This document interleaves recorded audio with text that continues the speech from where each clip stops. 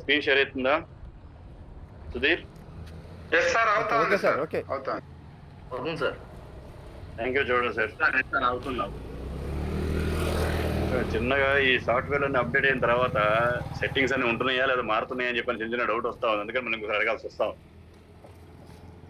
1 minute sir, నేను కూడా check చేసుకుంటా.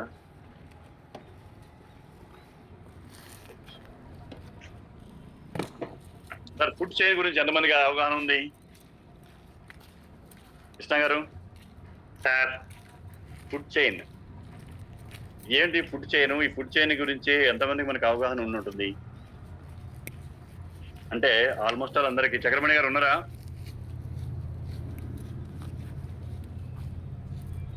ఫుడ్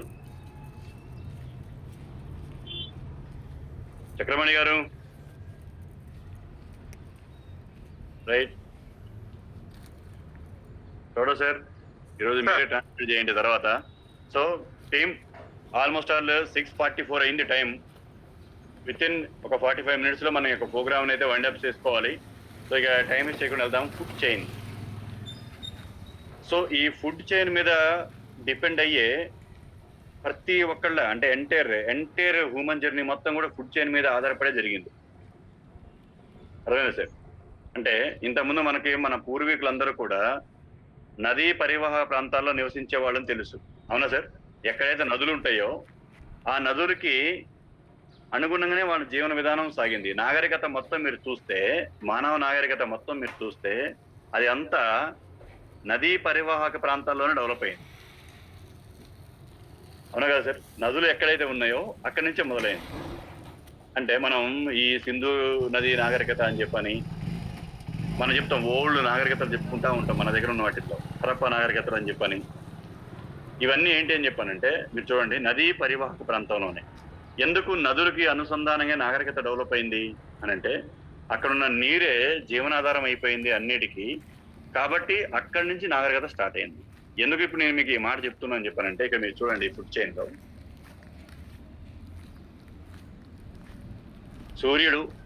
సూర్యుడి దగ్గర నుంచి, అంటే ఆ సూర్యకాంతి నుంచి మొదలు పెట్టుకొని ఫస్ట్ నేచర్, ప్రకృతి మొదలైంది.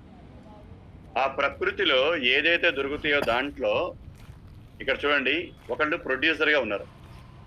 ఎవరు ప్రొడ్యూసరు? నేచర్ అనేది, ప్రకృతి అని చెప్పనేది మనకి ప్రొడ్యూసర్గా ఉంది. ఇక్కడ చూస్తారా సార్, కనిపిస్తుందా? ఇక్కడ మనకి 1 minute సార్, రైట్.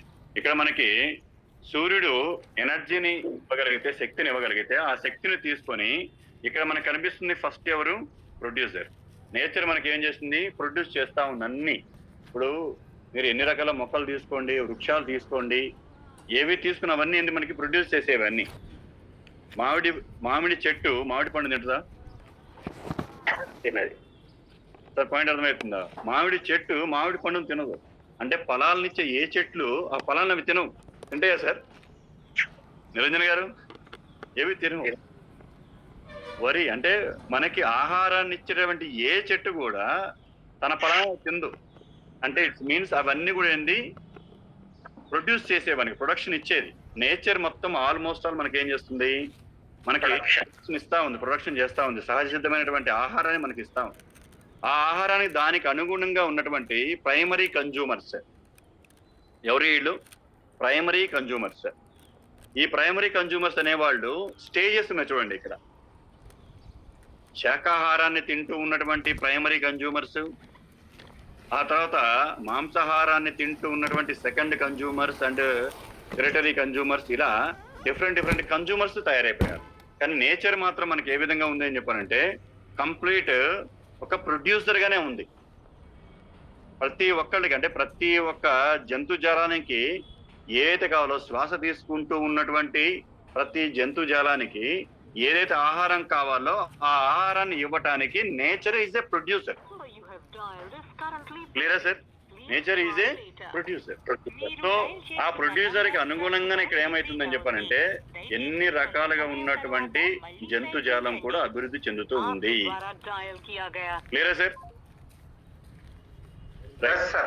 అయితే ఇక్కడ మీరు చూడండి, అలాగనే ఈ ప్రొడక్షన్ వే అనేది ఏదైతే ఇప్పుడు దాకా ఉన్నటువంటి అన్ని రకాల జంతుజాలాలు, ప్లాంట్స్ మనం తీసుకున్నాం, సేమ్ ఇప్పుడు మనం చెప్పుకున్నాం ప్రొడ్యూసర్స్ అని చెప్పని, ప్రైమరీ ప్రొడ్యూసర్స్ చెప్పని, అంటే secondary primary consumers and secondary consumers అని చెప్పి మనం చూసుకుంటాం. ఇక్కడ విషయం ఏంటని చెప్పానంటే, ఆదిత్య హాస్పిటల్ ఇప్పుడు దాకా నేచర్ లో సహజంగా నేచర్ ప్రకృతి ఇచ్చేటటువంటి ఆహారాన్ని ఏదైతే నేచర్ ప్రొడక్షన్ చేస్తూ ఉందో, నేచర్ ప్రొడక్షన్ చేసేటువంటి ఆహారాన్ని ఇప్పుడు ఏదైతే జంతుజాలం తీసుకుంటూ ఉందో, అది కేవలం దాని డే 1 నుంచి ఉన్నటువంటి ఫుడ్ చైన్ ఏదైతే ఉందో, ఇదే ఫుడ్ చైన్ ని కంటిన్యూ చేస్తా ఉంది. సార్ పాయింట్ అర్థమవుతుందా? అదే ఫుడ్ చైన్ ని కంటిన్యూ చేస్తా ఉంది. వాటి యొక్క ఫుడ్ చైన్ ఏమైనా మారిందా సార్? నేచర్ నుంచి వచ్చినటువంటి ప్రొడక్షన్ ని ఏవైతే ప్రైమరీ కన్జ్యూమర్స్ ఉన్నారో, సెకండరీ కన్జ్యూమర్స్ ఉన్నారో, వాటి యొక్క ఫుడ్ చైన్ ఇప్పుడు ఏమైనా చేంజ్ అయిందా? లేదు సార్, నో. వాటి యొక్క ఆ ప్రొడక్షన్ పాయింట్ దగ్గర ప్రాబ్లం వచ్చి అవే అంతరించిపోతున్నాయి. ఆ జంతుజాలమే అంతరించిపోతుంది. పాయింట్ అర్థం చేసుకోండి సార్. ఆ ప్రొడక్షన్ లో ఆ జంతుజాలమే అంతరించిపోతుంది తప్ప వాటి యొక్క కన్జ్యూమింగ్ స్టైల్ మారట్లేదు. నాకు ఆకలి బాగా అవుతుందని చెప్పని సింహం బిర్యానీ తినట్లా, వెజ్ బిర్యానీ తినట్లా, యాపిల్ తినట్లే, ఫ్రూట్స్ తినట్లే. తింటుందా సార్? ఏమైనా తింటుందా? లేదు. దానికి ఏది కావాలో, దానికి ఏదైతే కావాలో ఆ ఫుడ్ చైన్ మీదనే స్టిల్ డిపెండ్ అయి ఉన్నాయి కాబట్టి ఇప్పుడు అవి ఏం చేస్తున్నాయి, వాటి మనుగడని అలాగనే కొనసాగిస్తూ వస్తున్నాయి తప్ప వాటి ఫుడ్ చైన్ అది చేంజ్ అయింది అని చెప్పిన తర్వాత అవి అంతరించిపోతున్నాయి, కంప్లీట్గా అంతరించిపోతా ఉన్నాయి. అంటే ఫుడ్ చైన్ అని చెప్పనేది ఇప్పుడు ఇస్ ద మోస్ట్ ఇంపార్టెంట్. సరేనా సార్? సో ఇప్పటికీ స్టిల్ ఏ శ్వాస తీసుకుంటున్న జంతుజాలం కూడా దాని యొక్క ఆహారపు అలవాట్లలో ఎటువంటి మార్పు తీసుకుని రాలేదు. అవి ఇప్పటికీ స్టిల్ నేచర్కి అనుగుణంగా, నేచర్కి అనుబంధంగా మాత్రమే వాటి యొక్క జీవన విధానాన్ని సాగిస్తున్నాయి. సరే, ఇది ఎవరో ఒకళ్ళు అయితే ఎక్స్ప్లెయిన్ చేయండి సార్ కన్నడలో. ನಾನು చేస్తాను. చేయండి ಸರ್. ಇದು ಸರ್ ಏನ್ ಹೇಳ್ತಿದ್ದಾರೆ ಅಂತಂದ್ರೆ ಫುಡ್ ಚೈನ್ ಅಂದ್ರೆ ಆಹಾರ ಸರಪಳಿ ಅಂತ ಏನ್ ಹೇಳ್ತೀವಿ, ಮೊದಲದಿಂದಲೂ ಕೂಡ ಏನು ಸಂಸ್ಕೃತಿ ಅಂತ ಏನ್ ಗೊತ್ತಾ, ಹರಪ್ಪ ಮೊಹಂಜದಾರೋ ಅವರ ಕಾಲದಿಂದಲೂ ಕೂಡ ನದಿ ಮೂಲಗಳಲ್ಲಿ ಅಂದ್ರೆ ನದಿ ಸುತ್ತಮುತ್ತಲೂ ಕೂಡ ಆಹಾರಕ್ಕಾಗಿ ಅವರು ಜೀವಿಸ್ತಾ ಇದ್ರು ಅನ್ನೋದು ಉದ್ದೇಶ. ಅದೇ ರೀತಿ ಪ್ರಕೃತಿ ಏನ್ ಕೊಡುತ್ತೆ ನಮ್ಗೆ, ಇವತ್ತು ಆಹಾರ ಸರಪಳಿ ಅಂತ ಏನ್ ಹೇಳ್ತೀವಿ, ಗಿಡ ಮೂಲಿಕೆಗಳಾಗ್ಬೋದು, ಪ್ರತಿಯೊಂದು ಹಣ್ಣು ಹಂಪಲುಗಳಾಗ್ಬೋದು ಬೆಳೀತದೆ. ಬಟ್ ಅಂದ್ರೆ ಮನುಷ್ಯ ಮಾತ್ರ ಏನು ಪೂರ್ಣ ಪ್ರಮಾಣವಾಗಿ ಒಂದು ಕಾಮನ್ ಆಗಿರುವಂತ ಆಹಾರ ತಗೊಳ್ತವೆ. ಈ ಬೇರೆ ಹುಲಿ ಸಿಂಹಗಳು ಏನಿದೆ, ಈಗ ಅದು ಸಸ್ಯಾಹಾರಗಳ ಇದು ಡೀರ್ ಆಗ್ಬೋದು, ಮನುಷ್ಯರಾಗ್ಲಿ ತಗೊಳ್ಬೋದು. ಈ ಟೈಗರು ಇದೇನಿದೆ ಮಾಂಸಾಹಾರನೇ ತಗೊಳ್ತದೆ. ಅಂದ್ರೆ ಆಹಾರದಲ್ಲಿ ಯಾವುದೇ ತರದ ಬದಲಾವಣೆ ಇಲ್ಲ. ಪ್ರಕೃತಿ ಕೊಡುವಂತ ಏನು ಆಹಾರ ಇದೆ ಅದು ಕಡಿಮೆ ಆಗ್ತಾ ಇದೆಯೇ ಹೊರತು ಅದನ್ನ ಒಂದು ಬೆಳೆಯುವಂತ ರೀತಿ ತಪ್ಪಾಗಿ, ಬಟ್ ಆಹಾರ ಮಾತ್ರ ಮೂಲ ಉದ್ದೇಶ ಪ್ರತಿಯೊಬ್ಬರಿಗೂ ಕೂಡ ಮೂಲವಾಗಿ ಬರುವಂತ ಆಹಾರ ಮಾತ್ರ ಯಾರು ಬೆಳೆಸ್ತಾ ಇಲ್ಲ ಅನ್ನೋದನ್ನ ಹೇಳ್ತಾ ಇದ್ದಾರೆ. Thank you sir, thank you. So చూడండి సార్, అంటే నేచర్ నుంచి ఏదైతే ప్రొడక్షన్ ఉందో అదే ప్రొడక్షన్ ని సేమ్ ప్రైమరీ కన్జ్యూమర్స్ అయినా, సెకండరీ కన్జ్యూమర్స్ అయినా, టెరిటరీ కన్జ్యూమర్స్ అయినా వాళ్ళు అదే కొనసాగిస్తూనే ఉన్నారు. కానీ ఎక్కడ ఎటువంటి చేంజెస్ అనేవి వాటిలో రాలేదు, ఎక్కడ ఎటువంటి మార్పులు రాలేదు, ఎటువంటి ఆహారపు అలవాట్లో ఎక్కడా చేంజెస్ రాలేదు. కాబట్టి అవి అప్పటి నుంచి వాటి యొక్క లైఫ్ స్టైల్ ఎలా ఉందో అదే లైఫ్ స్టైల్ లీడ్ చేస్తూ ఉంది నేచర్ పైన ఆధారపడి ఉన్న ప్రతి ఒక్క జంతుజాలం. కానీ ఇక్కడ చూడండి, అభివృద్ధికి ఓకే శాస్త్ర సాంకేతిక రంగాలకి మూలమైనటువంటి వ్యక్తి ఎవరు అని చెప్పారంటే మానవుడు. అవునా? మనం కూడా అదే నేచర్లో భాగం సార్. మనం నేచర్లో భాగం అనుకునే వాళ్ళు ఎంతమంది ఉన్నారో దయచేసి ఒక్కసారి అయితే మీరు మీ సింబల్ రూపంలోనో, హ్యాండ్ రూపంలోనో, ఏదో ఒక రూపంలో తెలియజేయండి సార్. మనం నేచర్లో ఒక భాగమే అనుకునేవాళ్ళు ఎవరైతే లేదు సార్. మనం వేరు, నేచర్ భాగం వేరు అని చెప్పి ఎవరు అనుకుంటామా? దగ్గరమండి సార్, సేఫ్గా జర్నీ చేయండి. ప్రభు సార్, మీరు వేరు నేచర్ వేరా? అది వేరు సార్. మనం వేరు నేచర్ కాదు కదా. కానీ ఇక్కడ ఏం లేదు sir. Yes sir, yes sir. ఇక్కడ చూడండి, అంటే ఏ జంతుజాలంలో కూడా ఎక్కడ మీరు చూస్తే దాని ఫిజికల్ స్ట్రక్చర్ లో కానీ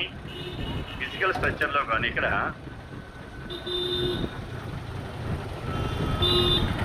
అంటే ఫిజికల్లో కానీ ఎక్కడ మనకి చేంజ్ కనిపిస్తుందా సార్? ఫాక్స్ అప్పుడు ఏ విధంగా ఉండాలో ఇప్పుడు అదే విధంగా, స్నేక్ అప్పుడు ఏ విధంగా ఉండాలో ఇప్పుడు అదే విధంగా ఉంది. అవునా సార్? ప్రతి ఒక్కటి మీరు ఇక్కడ ఏది చూసినా, ఏ జంతుజాలాన్ని చూసినా, ఏ పక్షాదులను మనం చూసినా కానీ ఇవన్నీ సేమ్ అదే లైఫ్ స్టైల్లో అలాగనే వెళ్తున్నాయి. వాటి యొక్క బాడీ స్ట్రక్చర్ అనగానే మనకి ఏమైంది, ఎగ్జాక్ట్గా వాటి యొక్క బాడీ స్ట్రక్చర్ ఎవ్రీథింగ్ మనకు గుర్తొస్తూ ఉంటుంది. పులి మీరు కొన్ని వేల సంవత్సరాల నుంచి లక్షల సంవత్సరాలు చూడండి, పులి అనగానే పులి యొక్క ఇమేజ్ మనకు గుర్తొస్తారు కదా. మీరు ఏమంటుందని చెప్పండి. లైక్ ఒక సింహం అనగానే సింహం గుర్తొస్తుంది, పులి అనగానే పులి, ఎలిఫెంట్ అని ఎలిఫెంట్. సరైన చేంజ్ ఉన్నాయి దాంట్లో? ఏది లేదు. ఎట్లా సార్? ఏది లేదు. కానీ ఇక్కడ మీరు చూడండి, ఒక మానవుడి యొక్క ఎస్పెషల్లీ స్కల్ స్ట్రక్చర్ చూడండి. బాడీ స్ట్రక్చర్ మీద వదిలేయండి, స్కల్ స్ట్రక్చర్ మీరు చూడండి.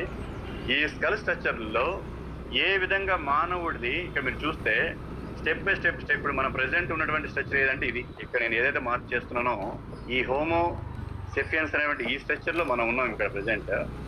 కానీ మన పూర్వీకులు అనుకుందాం, మన పూర్వీకులు వాళ్ళందరి యొక్క స్ట్రక్చర్స్ ఏ విధంగా మారుతూ వచ్చినాయి చూడండి. ఇక్కడ దేని వలన కనిపిస్తుందా సార్ ఇక్కడ మీ అందరికీ? ఈ స్ట్రక్చర్స్ అని ఇప్పుడు మనం ఇక్కడ ఉంది, ఇక్కడ హోమో సెపియన్స్ ఇప్పుడు మీకు చెప్పా. ఇది ప్రెసెంట్ మనకు ఉన్నటువంటి స్కల్ యొక్క నిర్మాణం. కానీ ఇక్కడ మీరు చూస్తే ఇవన్నీ మీరు చూస్తూ ఉంటే ఎందుకని ఇక్కడ మనకి ఈ స్కల్ స్ట్రక్చర్స్ మొత్తం కూడా ఇలా మారిపోయి వచ్చాయి.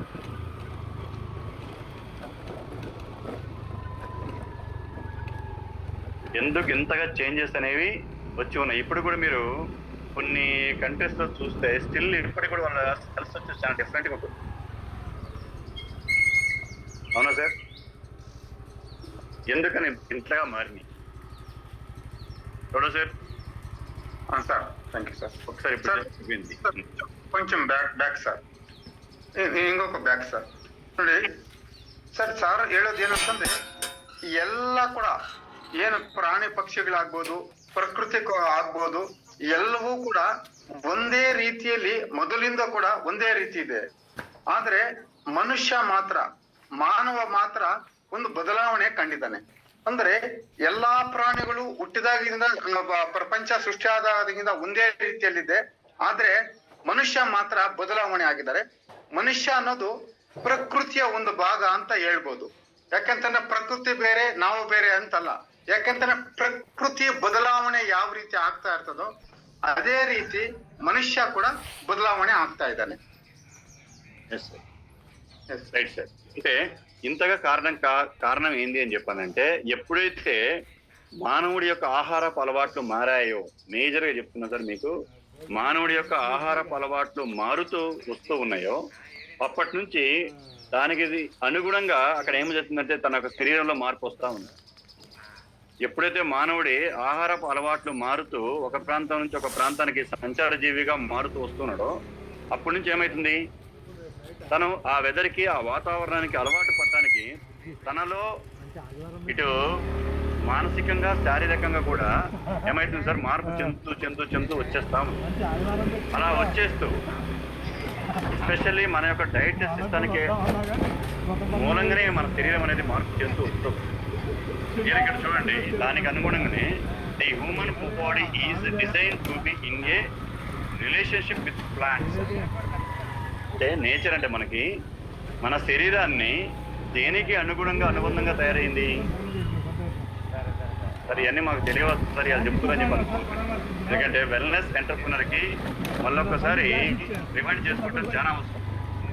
వెల్నెస్ ఎంటర్ప్రినర్కి ఏం కావాలి సార్, ఒకసారి మనం రిమైండ్ చేసుకోవాలి, మనం దేనితో మిగతా ఉంటున్నాం, ఇవాళ మనం ఏం చేస్తున్నాం అని చెప్పి important. The human body is design to be in a relationship with plants. Our digestive system మన యొక్క జీర్ణ వ్యవస్థ డిజైన్ టు కన్జ్యూమ్ ప్లాంట్స్. ఏమే సార్, మన డైజెషన్ ట్రాక్ అనేది, మన యొక్క జీర్ణ వ్యవస్థ అనేది అన్ని జంతువులకి ఏ విధంగా అయితే ప్రొడక్షన్ నేచర్ ఇస్తా ఉందో ఆ నేచర్ ఇచ్చే ప్రొడక్షన్కి అనుగుణంగా ఉంది. ఇక్కడ మీరు శాకాహారుల మాంసాహారులు అని చెప్పి అనట్లేదు సార్, నేచర్ నుంచి దొరికేది అంటున్నా. అర్థమవుతుందండి? ఇక్కడ మీరు మాంసాహారులు ఉన్నారా శాకాహారులు ఉన్నారా ఎవరు మీరు అని చెప్పనే విషయాన్ని నేను పాయింట్అవుట్ చేయట్లేదు. నేను ఏం పాయింట్అవుట్ చేస్తున్నా, నేచర్ అనేది సహజ సిద్ధంగా ప్రకృతి నుంచి మనకి ఏదైతే లభిస్తుందో, సింహానికి దాని డైజెషన్ ట్రాక్ ఉంటుంది, అది ఏం తినాలో దాని డైజెషన్ ట్రాక్ ఉంటుంది కాబట్టి అది అదే తింటుంది. ఆవు దానికి ఒక డైజెషన్ ట్రాక్ ఉంది, ఆ డైజెషన్ ట్రాక్ ఏది కావాలో అదే తింటుంది. అర్థమైంది సార్? పక్షులు వాటికి ఏం కావాలో అదే తింటుంది. నీటిలో ఉన్నటువంటి జలచరాలు అవి మీరు ఏ చేపలనైనా తీసుకోండి, వాటి యొక్క డైజెషన్ ట్రాక్ అది ఏమి తినాలో దానికి అనుగుణంగానే ఉంటుంది. అలాగనే మానవుడి యొక్క ఈ దేహం కూడా దేనికి అయిపోయి ఉందంట, రిలేషన్ దేనికి డిజైన్ అయిపోయింది, డైజెషన్ ట్రాక్ దేనికి అయిపోయిందని చెప్పానంటే నేచర్ నుంచి మీకు ఏది దొరికిద్దో దానికి అనుగుణంగా మాత్రమే మన యొక్క బాడీ డిజైన్ అయిపోయి ఉంది. అదే సార్, మిడ్ నైట్ బిర్యానీకి లేదు, తప్పుగా అనుకోమాకండి, దానికి మాత్రమే డిజైన్ ఉంది. కాబట్టి ఇక్కడ ఏం చెప్తున్నాం మనం, ఇక్కడ our physiology is design to be compose the energy from the sun. అంటే అక్కడ ప్లాంట్స్ కి, ప్రకృతిలో ఉన్నటువంటి ప్లాంట్స్ కి సూర్యుడే కదా ఆధారం, సూర్యశక్తి నుంచే కదా అన్ని రకాల మొక్కలు పశుపక్షాదులు మొత్తం ఎనర్జీని తీసుకుంటున్నాయి. అలాగనే మన శరీరంలో కూడా న్యాచురల్ ఎనర్జీ ఒకటి ప్రొడక్షన్ అవుతా ఉంది. ఆ ప్రొడక్షన్ అయ్యే ఎనర్జీ అనేది ఏం చేస్తుందని చెప్పండి, మనం కన్జ్యూమ్ చేసినటువంటి ఏవైతే ప్లాంట్స్ మనం కన్జ్యూమ్ చేస్తామో వాటిని డైజెస్ట్ చేయడానికి అనుగుణంగా ఉంది అంటే మన బాడీ టెంపరేచర్. అర్థమైంది సార్? అంటే మీరు శరీరం లోపలికి మీరు అది ఏదైతే తీసుకుంటారో, మీరు తీసుకున్నటువంటి ఆహారాన్ని డైజెస్ట్ కావాలని చెప్పంటే ఒక పవర్, ఎనర్జీ బూస్ట్ కావాలి. ఆ పవర్ న్యాచురల్ గానే మనకి ప్రకృతిని దొరికిద్దండి. దాన్ని ఉపయోగించుకుని మన శరీరం ఏం చేస్తుంది, మీరు ఏం తీసుకుంటారో దాన్ని డైజెస్ట్ చేస్తుంది. ఆ పవర్, ఆ ఎనర్జీని క్రియేట్ చేస్తూ, ఆ ట్రాక్ని క్రియేట్ చేస్తూ చేస్తుంది. కానీ ఇక్కడ ఆర్టిఫిషియల్ గా హ్యూమన్ బ్రెయిన్ ఏది తయారు చేసిందో, మానవ మేధస్సు ఏది తయారు చేసిందో దాన్ని తిన్నదాన్ని డైజెస్ట్ చేసేటువంటి ఫార్ములా బాడీకి లేదు సార్. మన శరీరానికి ఒకటే ఫార్ములా ఉంది. అంటే ఒక సింహానికి, ఒక జింకకి, ఒక నీటిలో ఉన్న తిమింగలానికి ఒక ఫార్ములా ఉంది. అదే ఫార్ములా, సేమ్ అదే ఫార్ములా మన బాడీకి ఉంది. ఆ ఫార్ములాకి తగ్గట్టుగానే మనం మన ఆహారపు అలవాట్లుగానే ఉన్నాయి అని చెప్పానంటే ఎప్పుడు కూడా లోపల ఏ ఆర్గాను పాడు కాదు. ఆ ఫార్ములా కాకోకుండా మనం ప్రయత్నం చేశాము అని చెప్పానంటే అదే ఇప్పుడు సమస్య. చూడ ಸರ್. Yes sir. ಸರ್ ಏನ್ ಹೇಳ್ತಾ ಇದಾರೆ ಅಂತಂದ್ರೆ ಆಹಾರ ಬದಲಾವಣೆ ಪದ್ಧತಿ ಅಂತ ಹೇಳ್ಬೋದು ಲೀಡರ್ಸ್. ಏನಪ್ಪಾ ಅಂತಂದ್ರೆ ಮನುಷ್ಯ ಮಾತ್ರ ಆಹಾರನ ಪದೇ ಪದೇ ಪದೇ ಪದೇ ಬದಲಾವಣೆ ಮಾಡ್ತಾರೆ. ಮನುಷ್ಯನ ದೇಹ ಬದಲಾವಣೆ ಆಗೋದಕ್ಕೂ ಕಾರಣ ಈ ಆಹಾರ ಪದ್ಧತಿ ಅಂತ ಹೇಳೋದಕ್ಕೆ ಸರ್ ಹೇಳ್ತಾ ಇದಾರೆ. ಯಾಕೆ ಅಂತಂದ್ರೆ ಈ ಪ್ರಕೃತಿ ಅನ್ನೋದೇನು ಆಹಾರನ ಯಾವ ರೀತಿ ಜೀರ್ಣಕ್ರಿಯೆ ಮಾಡೋದಕ್ಕೆ ಪ್ರಕೃತಿ ಕೊಟ್ಟಿದೆ ಅಂತಂದ್ರೆ ಗಿಡ ಮರಗಳಿಗೆಲ್ಲಾನು ಸೂರ್ಯ ಜೀರ್ಣಕ್ರಿಯೆ ಮಾಡ್ಕೊಳ್ಳೋದಕ್ಕೆ ಸೂರ್ಯನ ಒಂದು ಬೆಳಕಿಂದಾನೆ ಗಿಡ ಮರಗಳು ಏಳುವಾಗಿ ಬೆಳೀತಾ ಇದಾರೆ. ಅದೇ ರೀತಿ ನಾವು ಮನುಷ್ಯರು ಕೂಡ ಏನಪ್ಪಾ ಅಂದ್ರೆ ಆಹಾರ ಪದ್ಧತಿಯಿಂದ ನಾವು ಬೆಳವಣಿಗೆ ಆಗ್ತಾ ಇದೀವಿ. ಈ ಆಹಾರ ಪದ್ಧತಿ ಅನ್ನೋದು ಯಾವ ರೀತಿ ಇದೆ, ಈಗ ಪ್ರಾಣಿ ಪಕ್ಷಿಗಳೆಲ್ಲ ಕಾಮನ್ ಆಗಿ ಸಿಗುವಂತ ಎಲ್ಲಾ ಆಹಾರ ಪದಾರ್ಥಗಳನ್ನ ತಿಂದು ಜೀರ್ಣಕ್ರಿಯೆ ಅನ್ನೋದು ಪ್ರತಿಯೊಂದಕ್ಕೂ ಒಂದೇ ತರ ಇರ್ತದೆ, ಹೌದಲ್ವಾ? ಆದ್ರೆ ಮನುಷ್ಯ ಮಾತ್ರ ಏನ್ ಮಾಡ್ತಾ ಇದ್ದಾನೆ, ಬೇಡದೆ ಪ್ರಕೃತಿ ಕೊಡುವಂತ ಏನ್ ಆಹಾರವನ್ನು ತಿನ್ನೋದ್ರಿಂದ ಅವ್ರಿಗೆ ಜೀರ್ಣಕ್ರಿಯೆ ಕರೆಕ್ಟ್ ಆಗಿ ಆಗ್ತಾ ಇತ್ತು. ಇವತ್ತಿನ ಕಾಲಘಟ್ಟದಲ್ಲಿ ಏನಾಗಿದೆ ಅಂದ್ರೆ ಈ ಜೀರ್ಣಕ್ರಿಯೆ ವ್ಯವಸ್ಥೆ ಹೆಚ್ಚು ಕಡಿಮೆ ಆಗ್ಲಿಕ್ಕೆ ಕಾರಣ ಏನಪ್ಪಾ ಅಂತಂದ್ರೆ ಮಾನವ ನಿರ್ಮಿತ ಆಹಾರಗಳನ್ನ ಸೇವಿಸೋದ್ರಿಂದ ಮನುಷ್ಯ ಏನಾಗಿದೆ, ಜೀರ್ಣ ವ್ಯವಸ್ಥೆ ಅನ್ನೋದು, ಜೀರ್ಣಕ್ರಿಯೆ ಅನ್ನೋದು ಏನಾಗಿದೆ, ತುಂಬಾನೇ ಚೇಂಜಸ್ ಆಗಿದೆ. ಈ ಒಂದು ಮನುಷ್ಯನು ಕೂಡ ಯಾಕೆ ಮಾನಸಿಕ ಅಸ್ತವ್ಯವಸ್ಥೆ ಆಗ್ತಾ ಇದೆ ಅಂತಂದ್ರೆ ಈ ಆಹಾರ ಪದ್ಧತಿನೇ ಮೇನ್ ಕಾರಣ ಅಂತ ಸರ್ ಹೇಳ್ತಾ ಇದ್ದಾರೆ sir. Thank you sir, thank you. అంటే ఇక్కడ మీరు చూడండి sir, hour primary biological relationship is with plants. అంటే మీరు ఆరోగ్యం అన్నారు అని చెప్పానంటే ఆరోగ్యం అనే పదం మీ నోట్లోకి వచ్చింది అని చెప్పండి, ఒకటే గుర్తుపెట్టుకోండి, మన శరీరము కంప్లీట్ డిపెండ్ అయి ఉన్నది ప్లాంట్స్. అర్థమైంది సార్? ప్లాంట్స్ తోనే మిగతా ఉంది. దాని మించి ఎవరైతే దాని యొక్క రిలేషన్ కట్ అవుతుందో, వారి యొక్క ఆహార అలవాట్లు చేంజ్ అవుతాయో, వాళ్ళ బిహేవియర్ చేంజ్ అవుతూ ఉంటుందో, మీరు కంపల్సరీ చూడండి, అక్కడి నుంచే మనం కొన్ని సమస్యలను ఎదుర్కొంటూ ఉంటాం. ఇంకా సింపుల్ గా మీకు చెప్పాలని చూడండి సార్, ఇప్పుడు మనకి పాదరక్షకలు అంటాం, ఏది కాళ్ళకి వేస్తున్నాయి. ఇప్పుడు మన ఈ గ్రూప్ లో ఇప్పుడు ఆల్మోస్ట్ ఆల్ ఒక 67 మెంబర్స్ ఉన్నాం. ఈ 67 మంది చెప్పులు లేకోకుండా ఒక 10 నిమిషాలన్నా వాక్ చేస్తున్నామా? ఇంట్లో చెప్పమాకండి, నిన్న ఆయన కొంతమంది వాళ్ళు ఇంట్లో కూడా చెప్పులు వేసుకుంటారు అనుకున్నా. చెప్పులు తీసివేసి ఒక హాఫ్ అన్ అవర్ మన కాలు భూమికి టచ్ అయి ఉందా? అయిపోయా. అయస్కాంత శక్తి ఎక్కడి నుంచి రావాలి సార్? అయస్కాంత శక్తి ఎక్కడి నుంచి రావాలి? మీరు చూడండి, ఒక జనరేషన్ మనం వెనక్కిపోతే ప్రతి ఒక్కళ్ళు ఆల్మోస్ట్ ఆల్ వాళ్ళ కాళ్ళు మొత్తం ఏమయ్యేది, నేచర్ అంటే భూమికి టచ్ అయి ఉండేది. భూమికి టచ్ అయ్యి మిగతా ఉంటున్నప్పుడు భూమిలో ఉన్నటువంటి ఒక మ్యాగ్నెటిక్ పవర్, ఒక అయస్కాంత శక్తి ఉందా సార్? ఉంది కదా అయస్కాంత శక్తి అనేది. అందుకనే కదా ఇప్పుడు కూడా మనం అందరం కూడా ఈస్ట్ వెస్ట్ ఉంటే నార్త్ సౌత్ ఉంది, అవునా? నార్త్ సౌతే పనుకుంటాం తప్ప సౌత్ నార్త్ పనుకోరు చాలా మంది, చూడ సార్, అవునా కదా సార్? అంతే తప్పితే అంటే ఈస్ట్ వెస్ట్ పనుకునే వాళ్ళు చాలా రేరు. పరిస్థితులు అనుకూలంగా లేకపోతే ఈస్ట్ వెస్ట్ అనుకుందాం, కానీ సౌత్ కు తల పెట్టేసి నార్త్ వైపు కాళ్ళు పెట్టేవారు అనుకుంటారా? లేదు కదా. నార్త్ వైపు తల పెట్టి సౌత్ వైపు కాళ్ళు పెడతాం, నార్త్ కి తల పెట్టి ఇది పెడతాం. కారణం ఏంటిది? అయస్కాంత శక్తి.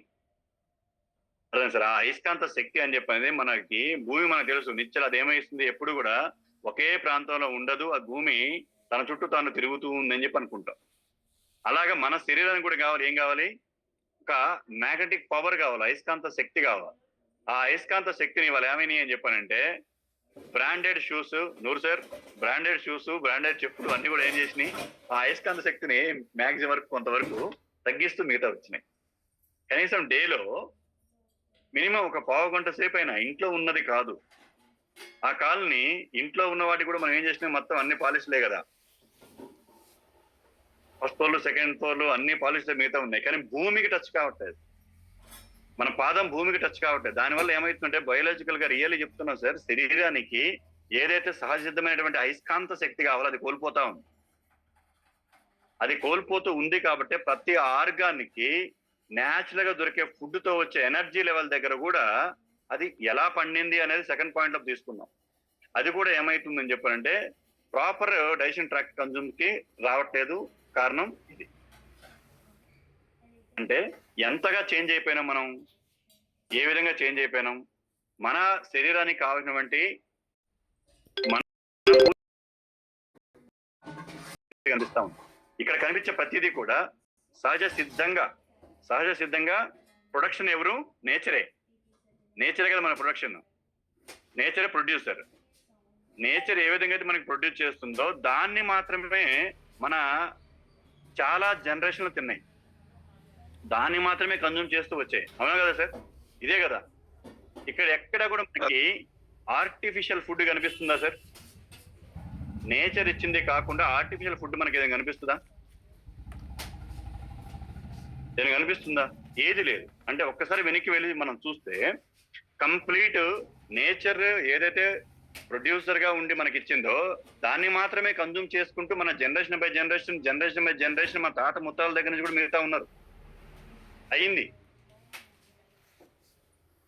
అర్థమవుతుంది సార్. కానీ ఇప్పుడు ఏం జరుగుతుంది, ప్రజెంట్ ఏం జరుగుతుంది అంటే నేచర్ ఏదైతే ప్రొడ్యూసర్ గా ఉండి మనకి ప్రొడ్యూస్ చేసిందో, మనకి అందించిందో, ఇక్కడ ప్రొడ్యూసర్ గా ఉన్నటువంటి నేచర్ మనకి ఏదైతే అందిస్తూ వచ్చిందో ఈ ఫుడ్ దగ్గర ఇప్పుడు ఏమైందని చెప్పండి మనకి సమస్య వస్తుంది. Yes or no sir? అవునా కదా?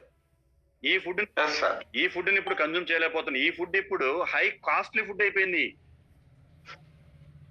నేచర్ మనకి సహజసిద్ధంగా ప్రొడక్షన్ చేసినటువంటి ఈ ఫుడ్ ఇవాళ హైయెస్ట్ కాస్ట్లీ ఫుడ్. అవునా కదా సార్? Yes sir. చాలా కాస్ట్లీ ఫుడ్ ఈ రోజు. Yes sir. సహజంగా న్యాచురల్ గా ఒక ఆవు ఇవాళ పాలు ఇచ్చింది అని చెప్పాలంటే ఆ పాలు లీటర్ 6,000. ఎవరు? నీతా అంబానీ. ఒక లీటర్ పాలు 6,000. ఏ కెమికలైజ్ లేకోకుండా సహజ సిద్ధమైనటువంటి గడ్డి తిని ఆ ఆవు పాలు ఇస్తే ఆ పాల ఖరీదు 6,000 రూపాయలు. క్లియర్ చెప్తుంది నీతా. రైస్ ఎటువంటి కెమికలైజ్ లేకోకుండా, ఎటువంటి ఆ భూమిని ఎటువంటి కెమికల్ తో దున్నకోకుండా, కెమికల్స్ వేయకోకుండా ఒక పోడు వ్యవసాయం ద్వారా, అంటే పర్వత ప్రాంతాల్లో జరిగే పోడు వ్యవసాయం ద్వారా గన రైస్ ప్రొడక్షన్ అయింది అని చెప్పంటే ఆ రైస్ కి నార్మల్ గా ఉన్న రైస్ కంటే ఎక్కువ కాస్ట్ ఎక్కువ. సరే అవునా కదా?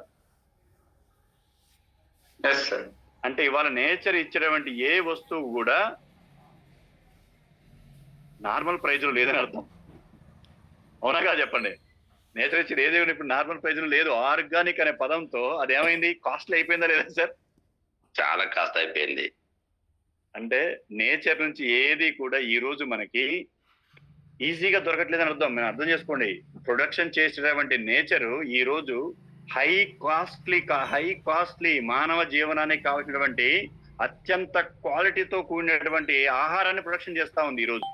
కారణం ఏమైంది అని చెప్పంటే మానవుడు ఎప్పుడైతే ఆర్టిఫిషియల్ గా బ్రెయిన్ యూజ్ చేయడం మొదలుపెట్టిండో, తన బ్రెయిన్ యూజ్ చేయడం మొదలుపెట్టిండో అప్పటి నుంచి నేచర్కి దూరం అయిపోయాడు, ప్రకృతికి దూరం అయిపోయాడు. ప్రకృతికి దూరం అయిపోయిన తర్వాత ప్రకృతి కాస్ట్లీ అయిపోయింది. చక్రమణి గారు అవునా కదా? ప్రకృతి ఇప్పుడు కాస్ట్లీ అయిపోయిందా కాలేదా? Yes sir. Yes sir. చాలా కాస్ట్లీ అయిపోయింది. అందుకనే చాలా మంది ఆశ్రమాలలో పోయి సహజ సిద్ధమైనటువంటి వాతావరణం కోసం లక్షలు ఖర్చు పెడుతున్నారు సార్ ఇప్పుడు. అవునగా? కొన్ని ఆశ్రమాలు ఏం చేస్తున్నారు? ఒక 1 month మీరు ఇక్కడ ఉండాలంటే ప్రకృతికి అనుగుణంగా దగ్గరగా ఉంటారు, ఇక్కడ అకామిడేషన్ ఫుడ్ అంతా న్యాచురల్ గా ఉంటుంది. కానీ కాస్ట్ సార్ ఎంత కాస్ట్ పెట్టాలి? లక్షలు ఖర్చు పెట్టాలి సార్, లక్షలు ఖర్చు పెట్టాలి. మరి ఇంతకుముందు మన వాళ్ళందరి జీవనం ఏంది? అదే కదా. చూడ సార్. Yes sir. ಸರ್, ಪ್ರಕೃತಿ ಅನ್ನೋದು ಏನಾಗಿದೆ ಇವತ್ತು ಕಾಸ್ಟ್ ಆಗಿದೆ ಅಂತ ಹೇಳ್ತಾ ಇದ್ದಾರೆ. ಯಾಕೆ ವಿಚಾರ ಏನಪ್ಪಾ ಅಂತಂದ್ರೆ ಪಾದರಕ್ಷೆ ಸ್ಲಿಪ್ಪರ್ಸ್ ಏನಿದೆ ನಾವು ಪ್ರತಿದಿನ ಇವತ್ತು ಯೂಸ್ ಮಾಡ್ತಾ ಇದ್ವಿ. 10 ಹೆಜ್ಜೆ ಕೂಡ ಮನೆಯಿಂದ ಹೊರಗಡೆ 10 ಹೆಜ್ಜೆ ಇಡ್ಬೇಕಾದ್ರೂ ಕೂಡ ನಾವು ಇವತ್ತು ಸ್ಲಿಪ್ಪರ್ಸ್ ನ ಯೂಸ್ ಮಾಡ್ತಾ ಇದ್ವಿ. ಈ ಒಂದು ಯೂಸ್ ಮಾಡೋದ್ರಿಂದ ನಮಗೆ ಪ್ರಕೃತಿಯಿಂದ ಸಿಗಬೇಕಾಗಿದ್ದಂತ ಮ್ಯಾಗ್ನೆಟಿಕ್ ಪವರ್ ಅಂತ ಏನ್ ಹೇಳ್ತೀವಿ, ಅಯಸ್ಕಾಂತ ಶಕ್ತಿ ಅಂತ ಏನ್ ಹೇಳ್ತೀವಿ, ಅದು ಯಾರು ಕೂಡ ಯುಟಿಲೈಸ್ ಮಾಡ್ಕೊಂತ ಇಲ್ಲ ಅಂತ ಲೀಡರ್ಸ್. ಯಾಕೆ ಅಂದ್ರೆ ಭೂಮಿ ಅನ್ನೋದು ಒಂದು ಗ್ರಹ. ಈ ನವಗ್ರಹಗಳಲ್ಲಿ ಗ್ರಾವಿಟೇಷನ್ ಪವರ್ ಅನ್ನೋದಿರುವಂತದ್ದು ಓನ್ಲಿ ನಮ್ಮ ಭೂಮಿಗೆ ಮಾತ್ರ ಇದೆ. ನಾವು ಮನುಷ್ಯ ಯಾಕೆ ಸೈಂಟಿಫಿಕ್ ರೀಸನ್ ಏನಪ್ಪಾ ಅಂತಂದ್ರೆ ನಾವು ಬರಿಗಾಲಲ್ಲಿ ನಡೋದ್ರಿಂದ ನಮ್ಮ ರಕ್ತದಲ್ಲಿ ಇರತಕ್ಕಂತ ಹಿಮೋಗ್ಲೋಬಿನ್ ಅಂತ ಏನು ರಕ್ತ ಕಣಗಳಲ್ಲಿದೆ ಅದು ಅಯಸ್ಕಾಂತ, ಮತ್ತೆ ಅದು ಕೂಡ ಒಂದು ಮ್ಯಾಗ್ನೆಟಿಕ್ ಅಂದ್ರೆ ಕಬ್ಬಿಣಾಂಶ ಇದೆ ಆ ಹಿಮೋಗ್ಲೋಬಿನ್ ಅಲ್ಲಿ. ಅದೇನಾಗುತ್ತೆ, ನಾವು ಬರಿಗಾಲಲ್ಲಿ ನಡೆದಾಗ ಭೂಮಿ ಗ್ರಾವಿಟೇಷನ್ ಪವರ್ಗೂ ಒಂದು ಕಬ್ಬಿಣಾಂಶನು ಅದು ಗ್ರಾವಿಟೇಷನ್ ಕೊಡೋದ್ರಿಂದ ರಕ್ತ ಸಂಚಲನೆ ಅನ್ನೋದು ಚೆನ್ನಾಗಾಗುತ್ತೆ. ಯಾವಾಗ ರಕ್ತ ಸಂಚಲನೆ ಚೆನ್ನಾಗಾಗುತ್ತೆ ಮನುಷ್ಯನಿಗೆ ಬರುವಂತ ಸಾಕಷ್ಟು ಡಿಸಾರ್ಡರ್ಸ್ ಅಲ್ಲಿಂದಾನೆ ಕಡಿಮೆ ಆಗುತ್ತೆ. ಆದ್ರೆ ನಮ್ಮ ನಾಗರಿಕತೆ ಅನ್ನೋದೇನಾಗಿದೆ ಮುಂದುವರೆದ್ ಬಿಟ್ಟು ನಾವೇನ್ ಮಾಡ್ತಿದ್ವಿ, ಎಲ್ಲಾ ಕಡೆಗಳಲ್ಲಿ ಕೂಡ ಚಪ್ಪಲಿ ಇಲ್ದೆ ನಾವು ಓಡಾಡ್ತೀವಿ. ಮತ್ತೆ ಮನೆಗಳಲ್ಲಿ ಕೂಡ ಟೈಲ್ಸ್ ಎಲ್ಲಾರು ಇವತ್ತು ಏನು ಕಾಲ ಪರಿವರ್ತನೆ ಆಗ್ತಾ ಇದೆ, ಆ ಒಂದು ಕಾರಣದಿಂದ ನಾವು ತಗೊಳ್ತಾರಂತ ಒಂದು ಇದು ಏನಾಗ್ತಾ ಇದೆ, ನಮ್ಮ ದೇಹಕ್ಕೆ ನಮ್ಗೇನೆ ಸಮಸ್ಯೆ ಆಗ್ತಾ ಇದೆ. ಅದೇ ರೀತಿ ಇವತ್ತು ನಾಗರಿಕತೆ ಹಿಂದಿನ ಕಾಲಕ್ಕೆ ಹೋದಾಗ ಎಲ್ಲಾ ಆಹಾರ ಪದಾರ್ಥಗಳು ಕೂಡ ನ್ಯಾಚುರಲ್ ಆಗಿ ಪ್ರಕೃತಿ ದತ್ತವಾಗಿ ಬೆಳೀತಾ ಇದ್ರು. ಓನ್ಲಿ ಕೊಟ್ಟಿಗೆ ಗೊಬ್ಬರಗಳಿಂದ ಹಾಕಿ ಬೆಳೀತಾ ಇದ್ದಂತ ಆಹಾರ ಧಾನ್ಯಗಳು ಇವತ್ತು ಉರುಳೆ ಆಗ್ಬೋದು, ಸಾಮೆ ಆಗ್ಬೋದು, ಆಗ್ಬೋದು, ಎಳ್ಳಾಗ್ಬೋದು, ಗೆಡ್ಡೆ ಗೆಣಸುಗಳಾಗ್ಬೋದು, ಅವತ್ತು ನಾವು ಪ್ರಕೃತಿ ದತ್ತವಾಗಿ ನಾವು ಸ್ವಂತ ಬೆಳೆದು ತಿಂತಾ ಇದ್ವಿ, ಆರೋಗ್ಯಕರವಾಗಿ ಇರ್ತಾ ಇದ್ವು. ಮತ್ತೆ ಹಾಲು ಕೂಡ ಆಗ್ಬೋದು. ಇವತ್ತು ಸಾರ್ ಒಂದು ಉದಾಹರಣೆ ಕೊಟ್ರು, ಅಂಬಾನಿ ಅವರು ಅವ್ರು ಕುಡಿಯತಕ್ಕಂತ ಒಂದು ಹಾಲು 1 ಲೀಟರ್ಗೆ 6,000 ಅಂತೆ. ಅಂದ್ರೆ ಅವರು ಎಲ್ಲ ನೈಸರ್ಗಿಕವಾಗಿ ಬೆಳೆಯುವಂತ ಹುಲ್ಲು ಮೇವುಗಳೆಲ್ಲ ಕೂಡ ಬೆಳೆಸಿ ಯಾವುದೇ ಕೆಮಿಕಲ್ ಇಲ್ಲದೆ ಬೆಳೆಸಿರ್ತಕ್ಕಂತ ಒಂದು ಮೇವುಗಳನ್ನ ಹಾಕಿ ಆ ಒಂದು ಹಾಲು ಕರೆಯೋದ್ರಿಂದ ಆ ಒಂದು ಹಾಲನ್ನ 1 ಲೀಟರ್ ಹಾಲನ್ನ ಕಾಸ್ಟ್ 6,000 ಆಗಿದೆ. ಅದೇ ರೀತಿ ಆಹಾರ ಪದಾರ್ಥಗಳು ಕೂಡ ಆಗ್ಬೋದು ನೋಡಿ. ಇವತ್ತು ಜನರಿಗೆ ಎಲ್ರಿಗೂ ಗೊತ್ತಿದೆ, ನಾಗಪ್ಪ ಸರ್ ಇದ್ದಾರೆ, ಏಜೆಡ್ ಪರ್ಸನ್ ಇದರಲ್ಲಿ, ಅವ್ರಿಗೆ ಗೊತ್ತು ಮೊದಲು ಬೆಳೆಗಳು ಯಾವ ರೀತಿ ಇತ್ತು. ಹುರುಳಿ ಆಗ್ಬೋದು, ಸಾಮೆ ಆಗ್ಬೋದು, ಕೆಲವೊಂದು ಸಜ್ಜೆ ಆಗ್ಬೋದು, ಇವೆಲ್ಲ ಹೊಲಗಳಲ್ಲಿ ಬೆಳೆದು ಸಾಕಷ್ಟು ಜನ ದಾನಕ್ಕೆ ಕೊಡ್ತಾ ಇದ್ವಿ ನಾವು ಯಾರಾದ್ರೂ ಬಂದ್ರೆ. ಆದ್ರೆ ಇವತ್ತು 1 ಕೆಜಿ ಕೂಡ ಪ್ರಕೃತಿಯಲ್ಲಿ ಬೆಳೆಯುವಂತ ಪ್ರತಿಯೊಂದು ಕೂಡ ಹೈ ಕಾಸ್ಟ್ ಆಗಿ ನಮ್ಮ ಇವತ್ತು ಆಹಾರ ಪದಾರ್ಥಗಳು ಹೊರಹೊಮ್ತಾ ಇದೆ. ಟೋಟಲಿ ಮನುಷ್ಯನ ದೇಹ ರಚನೆ ಏನಪ್ಪಾ ಅಂದ್ರೆ ಪೌಷ್ಟಿಕವಾದ ಒಂದು ಆಹಾರನ ಅಂತ ಹೇಳ್ಬೋದು. ಆ ಒಂದು ಕಾರಣದಿಂದ ಇವತ್ತು ಎಲ್ಲಾ ಪದಾರ್ಥಗಳು ಕೂಡ ಹೈ ಕಾಸ್ಟ್ ಆಗಿ రేట్గా ಬೆಳೆದಿದೆ ಅಂತ ಹೇಳ್ತಾ ఇದ್ದಾರೆ sir. Thank you sir. So ఇక్కడ మీరు చూడండి, అంటే ఇప్పుడు మన వాళ్ళ దగ్గరికి పోతే నేచర్ నుంచి ఆహారం తీసుకుంటూ ఉండేవాళ్ళం, నేచర్ నుంచే మన ప్రతి ఒక్క ఆర్గాన్ ప్రొటెక్షన్ చేయబడుతూ ఉండేది. కాబట్టి ఎప్పుడైతే ఒకవేళ ఆ శరీరంలోకి అనారోగ్యం వస్తే, ఆ శరీరం అనారోగ్యం అంటే ఇక్కడ ఒకటే గుర్తుపెట్టుకోండి, ఆరోగ్యానికి అనారోగ్యానికి మధ్య తేడా ఏంటి సార్? ఆరోగ్యానికి అనారోగ్యానికి మధ్య తేడా ఏంటి అని చెప్పానంటే, ఆరోగ్యంగా ఉన్నప్పుడు శరీరం ఏమవుతుందని చెప్పంటే తన యొక్క యాక్టివ్నెస్ ని, ఉత్సాహాన్ని బాగా చూపిస్తూ ఉంటుంది. అంటే ప్రతి ఆర్గాన్ కూడా తన యొక్క ఉచ్ఛ్వాస నిశ్వాసాల్లో ప్రతి ఆర్గాన్ కూడా ఏమైతుంది, యాక్టివ్ గా పాల్గొంటుంది. శరీరం ఆరోగ్యంగా ఉన్నప్పుడు, సంపూర్ణంగా యాక్టివ్ గా ఆరోగ్యంగా ఉన్నప్పుడు గుండె అంటే 72 టైం మనకు తెలిసిందే, ప్రతి నిమిషానికి 72 సార్లు కట్టుకోవాలి. అదే 72 సార్లు మాత్రమే కంటిన్యూగా 72 టైమ్స్ అది హార్ట్ బీట్ జరుగుతుంది అని చెప్పారంటే ఆ హార్ట్ ఆరోగ్యంగా ఉందని. ఉచ్ఛ్వాస నిశ్వాసాలు ప్రతి నిమిషానికి ఆల్మోస్ట్ ఆల్ 21 టైమ్స్ ఏమైతుంది జనరల్ గా మనకి ఉచ్ఛ్వాస నిశ్వాసాలు జరుగుతూ ఉంటాయి, గాలి తీసుకోవడం వదిలిపెట్టడం. ఇలా ప్రతి శరీరం కూడా తిన్న ఆహారాన్ని వెంటనే డైజెషన్ చేయటం, వ్యర్థాన్ని బయట తీసుకుపోవటం, ఇలా ఉన్నటువంటి స్ట్రక్చర్ మొత్తం ఏమైంది అంటే కొంత మార్పు గురవుతుంది. ఆ మార్పునే మనం అనారోగ్యం అంటాం. ఆ మార్పునే అనారోగ్యం అంటాం. సో ఇప్పుడు అనారోగ్యం వచ్చినప్పుడు దేని వల్ల వచ్చింది? దానికి అనుగుణంగా పుట్టిందే ఆయుర్వేదం. మన శరీరానికి అనుగుణంగా పుట్టిందే ఆయుర్వేదం సార్. ఆయుర్వేదం అని చెప్పనేది మన శరీరాన్ని స్టడీ చేసి వచ్చింది ఆయుర్వేదం. మన శరీరంలో ఏ ఆర్గాన్స్ ఎలా ఉన్నాయి, ఏ ఏ కాలానుగుణంగా అవి మారుతాయి. ఇక్కడ ఉన్నాయి సార్, వసంత ఋతువు, గ్రీష్మ ఋతువు, వర్ష ఋతువు, శరద్ ఋతువు, హేమంత ఋతువు, శశిర ఋతువు అని చెప్పి అనుకున్నాం. ఇవన్నీ కూడా ఏంటి సార్? ఒక్కొక్క సమయంలో వాతావరణంలో వచ్చే మార్పులు. ఇప్పుడు మనకి ప్రొడ్యూసర్ ఎవరు? మనకి ప్రొడ్యూసర్ వెదరే కదా. మరి వెదర్ ప్రొడ్యూసర్ గా ఉన్నప్పుడు ఆ వెదర్ లో ఏ టైంలో ఏ మార్పులు వస్తాయో ఆ మార్పులకు అనుగుణంగా మన శరీరం కూడా మార్పు చెందేది. పాయింట్ అర్థమవుతుందా సార్? బయట ఇప్పుడు మీకు చూడండి, వాతావరణం బాగా కూల్ గా ఉంది, మీకేం కావాలి? శరీరంలోకి వేడి కావాలి, అవునా కావాలి? బయట వాతావరణం చల్లగా ఉంది, ఇప్పుడు మీకేం కావాలి సార్? మనకి మంచిగా దుప్పటి కప్పుకొని పడుకుంటామా లేదా? సార్ రెస్పాండ్ కావాలి. అందరూ సీరియస్ చూస్తారు, ఎవరు రెస్పాండ్ కావట్లేదు ఏందో. అవునా కదా? కావాలి. సరే, బయట బాగా వేడిగా ఉంది, సూర్యుడు, గ్రీష్మకాలం వచ్చింది, వేసవి కాలం వచ్చింది, బాగా హీట్ ఉంది, ఇప్పుడు ఏం కావాలి? చల్లటి కావాలి. గాలిగా అనుకుంటావా లేదా? అంటే మన ఇక్కడ ఆయుర్వేదం ఎలా ఉద్భవించింది? మన దేహంలో ఏ మార్పులు ఏ సమయంలో ఎలా చెందుతూ ఉందో దానికి అనుగుణంగానే మన పూర్వీకులు ఆయుర్వేదం తీసుకొచ్చారు. అంటే నీ శరీరం లోపల ఇప్పుడు ఎన్ని రకాల వనమూలికలు ఉన్నాయి, ఎన్ని రకాల మూలికలు నువ్వు తింటా ఉన్నావు, ఎన్ని రకాల పండ్లు నువ్వు తింటా ఉన్నావు, ఏం తాగుతున్నావు, ఏం చేస్తున్నావు అనే దాని మీద వచ్చింది ఆయుర్వేదం. ఆయుర్వేదం నాది ఇంకో వేరే మానవుని యొక్క కంప్లీట్ జీవన విధానమే ఆయుర్వేదం, అంతే తప్ప అది వేరే సపరేట్ కాదు. అదే సార్, ఆ కులానికి, ఈ మతానికి, ఈ వర్గానికి, ఈ జాతికని కాదు, అది మానవ దేహానికి సంబంధించిన ఆయుర్వేదం.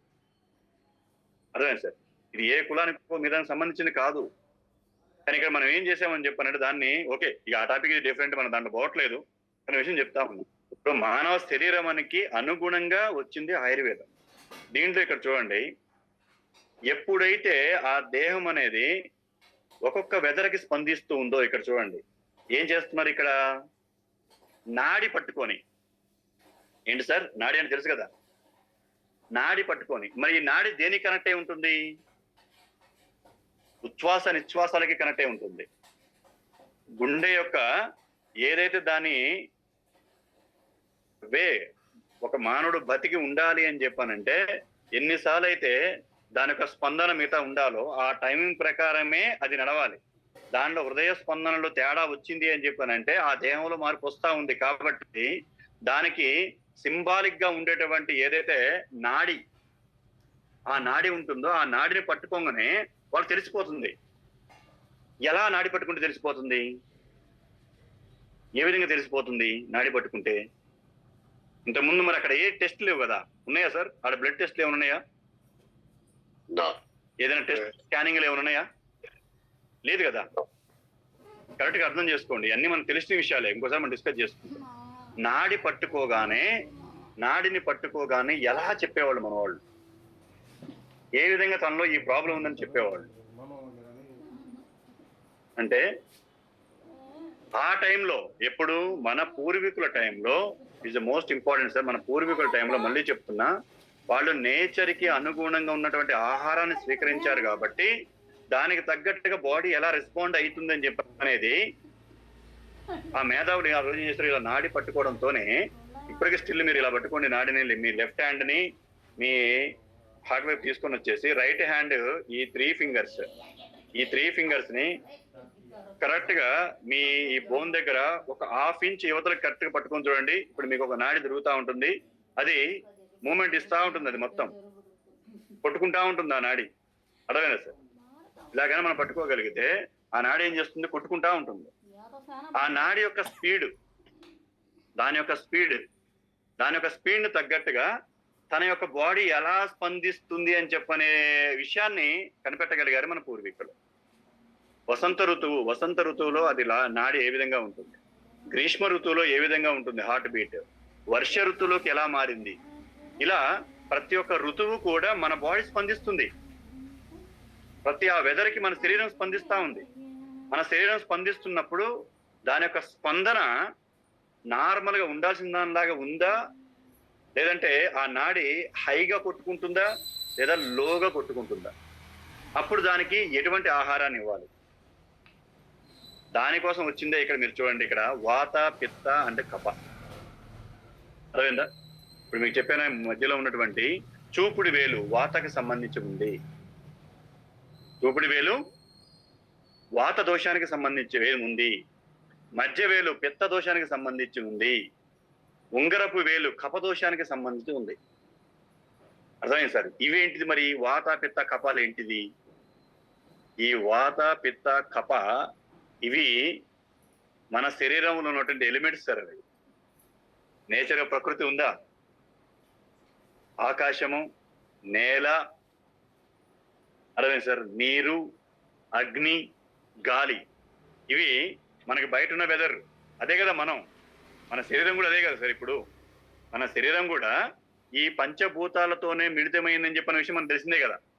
ఆ పంచభూతాలే ఇవి వాత పిత్త కప అని చెప్పనేటువంటి ఈ 3 భాగాలు కూడా మన శరీరంలో ఉన్నటువంటి పంచభూతాలే.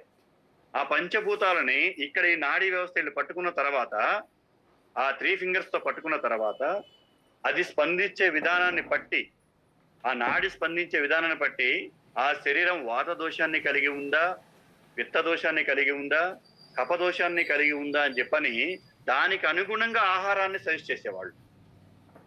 ఏంటి సార్?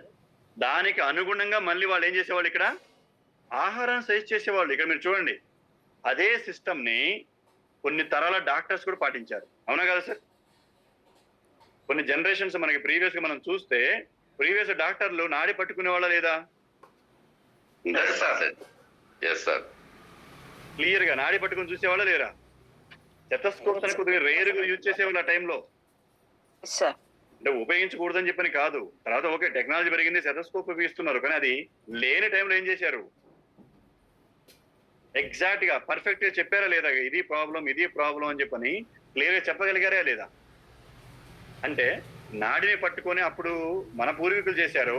అదే సాంప్రదాయం కొన్ని సంవత్సరాల వరకు క్వాలిటీ డాక్టర్స్ కూడా చేశారు.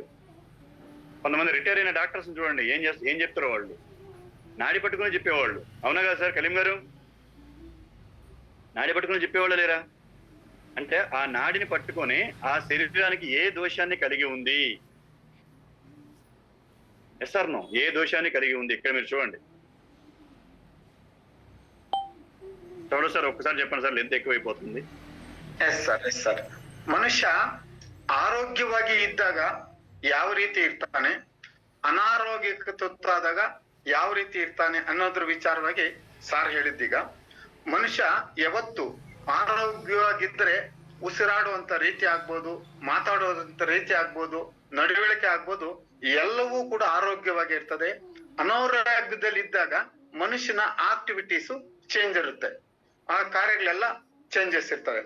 ಅದೇ ರೀತಿ ನಾವು ಈಗ ಸಾರ್ ಹೇಳೋದು ಏನಂತಂದ್ರೆ, ಏನ್ ಆಯುರ್ವೇದ ಅನ್ನೋದು ಮನುಷ್ಯನ ದೇಹಕ್ಕೆ ತಗುಣವಾಗಿ ಇರುವಂತದನ್ನೇ ಆಯುರ್ವೇದ ಅಂತ ಹೇಳ್ತಾರೆ. ಯಾಕೆಪ್ಪ ಅಂತಂದ್ರೆ ಈ ಆಯುರ್ವೇದದಲ್ಲಿ ನಮಗೆ ಮೊದಲು ಎಲ್ಲ ಸಮಸ್ಯೆಗಳು ಬಂದಾಗ ನಾವು ಡಾಕ್ಟರ್ ಹೋದಾಗ ನಮ್ಮ ನಾಡಿ ಮಿಡಿತ ನೋಡಿ ನಮ್ಗೆ ವೈದ್ಯಕೀಯ ಸಲಹೆಗಳನ್ನ ಕೊಡ್ತಾ ಇದ್ರು. ಯಾವ ರೀತಿ ಈಗ ಒಂದೊಂದು ಋತುಮಾನಕ್ಕೆ ತಕ್ಕಂಗೆ ಮನುಷ್ಯನಿಗೆ ಕೆಲವೊಂದು ಸಮಸ್ಯೆಗಳು ಚೇಂಜಸ್ ಆಗ್ತಾ ಇರ್ತದೆ. ಈಗ ಸಾರ್ ಹೇಳಿದ ಪ್ರಕಾರ ಏನು, ಚಳಿಗಾಲದಲ್ಲಿ ನಮ್ಗೆ ಏನ್ ಬೇಕನ್ಸುತ್ತೆ, ಬಿಸಿ ಬೇಕನ್ಸುತ್ತೆ. ಅದೇ ಬೇಸಿಗೆಯಲ್ಲಿ ಏನ್ ಬೇಕಾಗತ್ತೆ, ನಮ್ಗೆ ತಂಪು ಬೇಕು ಅನ್ಸುತ್ತೆ. ಇದೇ ರೀತಿ ಏನು ಈ ಋತುಮಾನಗಳು ಅನ್ನೋದು ಏನಿದೆ, ವಸಂತ ಋತು, ಗ್ರೀಷ್ಮ ಋತು, ವರ್ಷ ಋತು, ಶರದ್ ಋತು, ಹೇಮಂತ ಋತು, ಶೀಘ್ರ ಋತು ಅಂತ ಏನ್ ಹೇಳ್ತಾರೆ, ಈ ಋತುಮಾನಕ್ಕೆ ತಕ್ಕಂಗೆ ಮನುಷ್ಯನ ದೇಹಕ್ಕೆ ಕೆಲವೊಂದು ಅವಶ್ಯಕತೆಗಳು ಬೇಕಾಗತ್ತೆ. ಈ ಎಲ್ಲ ಅವಶ್ಯಕತೆಗಳು ಬೇಕು ಅನ್ಸಿದ್ರು ಕೂಡ ಏನಾಗತ್ತೆ, ಮನುಷ್ಯನ ಆರೋಗ್ಯದ ಮೇಲೆ ಏರುಪೇರು ಆಗಲಿಕ್ಕೆ ಕಾರಣ ಈ ಎಲ್ಲಾ ಋತುಮಾನಗಳಿಂದ ಬರುವಂತ ಇದು ಕೂಡ ಕೆಲವು ಆಗ್ತಾ ಇರ್ತದೆ. ಮತ್ತೆ ಅದೇ ರೀತಿ ಏನು ಮನುಷ್ಯನ ಸಮಸ್ಯೆ ಬಂದಾಗ ನಾಡಿ ಮಿಡಿತ ಅಂತ ಏನ್ ಹೇಳ್ತಾರೆ, ಮೊದಲೆಲ್ಲ ಹಿಂದಿನ ಕಾಲದಲ್ಲಿ ಡಾಕ್ಟರ್ ಹತ್ರ ಹೋದಾಗ ನಾಡಿ ಮಿಡಿತ ನೋಡಿ ಹೇಳ್ತಾ ಇದ್ರು ವಾತ, ಪಿತ್ತ, ಕಫ ಅಂತ. ಈ ಒಂದು ಸೃಷ್ಟಿಯಲ್ಲಿ ಈ ಒಂದು ಮೂರು ವ್ಯವಸ್ಥೆ ಮೇಲೆನೆ ಮನುಷ್ಯನ ಆರೋಗ್ಯ ಕೂತಿದೆ. ಏನು ಇಲ್ಲಿ 3 ಬೆರಳು ತೋರಿಸ್ತಾ ಇದ್ದಾರೆ. ಆ 3 ಬೆರಳುಗಳಲ್ಲಿ ಒಂದೊಂದು ಬೆರಳಲ್ಲಿ ಕೂಡ ವಾತ, ಪಿತ್ತ, ಕಫದ ಒಂದು ಲಕ್ಷಣಗಳು ಆ ನಾಡಿ ಹಿಡ್ಕೊಂಡಾಗ ಆ ಬೆರಳಿಗೆ ಗೊತ್ತಾಗುತ್ತೆ. ಮೊದಲಿಂದ ಕೂಡ ಆಕ್ಚುಲಿ ಕೆಲವು ನಾವೆಲ್ಲ ಈ ಒಂದು ಅನುಭವ ಪಟ್ಟಿದೀವಿ. ಡಾಕ್ಟರ್ ಹತ್ರ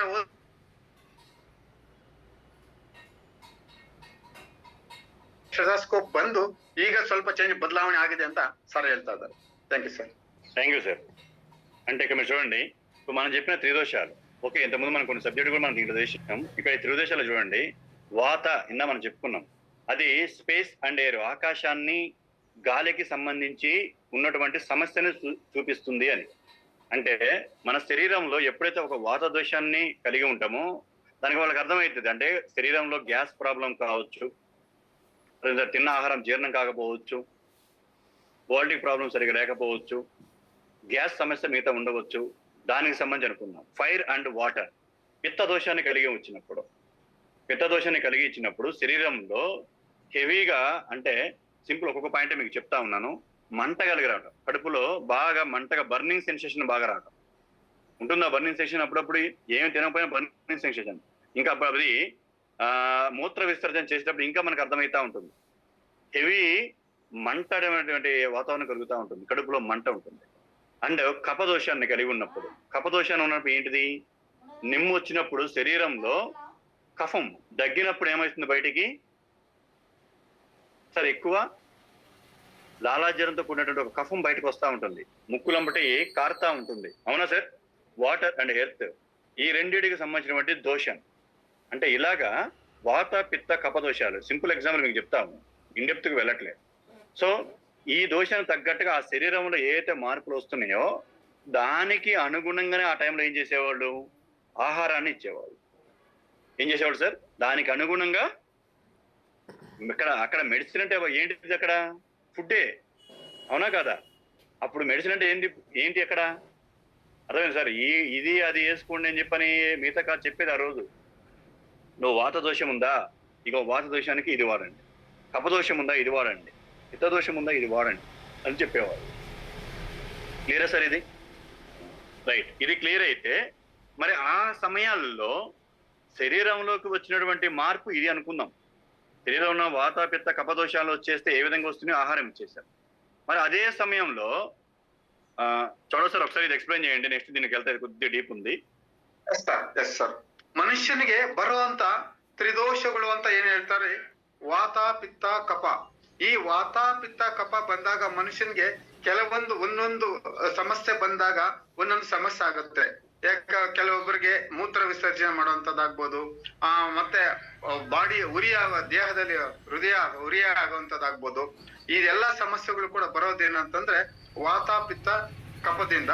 ಈ ವಾತ ಪಿತ್ತ ಕಫದಿಂದ ಏನೇ ಸಮಸ್ಯೆ ಬಂದ್ರೂ ಕೂಡ ಆ ಸಮಸ್ಯೆಗೆ ತಕ್ಕಂಗೆ ಒಂದು ಸಾಲ್ವೇಷನ್ ಕೊಡ್ರಿ. ಈ ತರ ಪದಾರ್ಥಗಳನ್ನ ತಿಂದ್ರೆ, ಇದನ್ನ ಸೇವಿಸಿದ್ರೆ ಮಾತ್ರ ಇದು ನಿವಾರಣೆ ಆಗತ್ತೆ ಅಂತ మొదలు ಹೇಳ್ತಾ ఇದ್ರು. Thank you sir. సో ఇక్కడ చూడండి సార్, ఓకే శరీరంలో మార్పు వచ్చింది, ఆహారంతో మిగతా చేశాం. అదే ఆ సమయంలో అటువంటి టైంలో మరి ఇంక ఎటువంటి డిసీజ్ ఉండేది? ఇక్కడ పదం గుర్తుపెట్టుకోండి. మన వాళ్ళు, మన పూర్వీకులు కేవలం డిసీజ్ మాత్రమే. డిసీజ్ అంటే ఇందా చెప్పుకున్నాం, ఒక అనారోగ్యాన్ని వాళ్ళు అనుభవించేవాళ్ళు. ఆ అనారోగ్యం అనేది ఏమయ్యేది? లోపల ఉన్నటువంటి ఆర్గాన్ యొక్క స్పందన తగ్గట్టుగా దాన్ని వాళ్ళు ఐడెంటిఫై చేసేవాళ్ళు.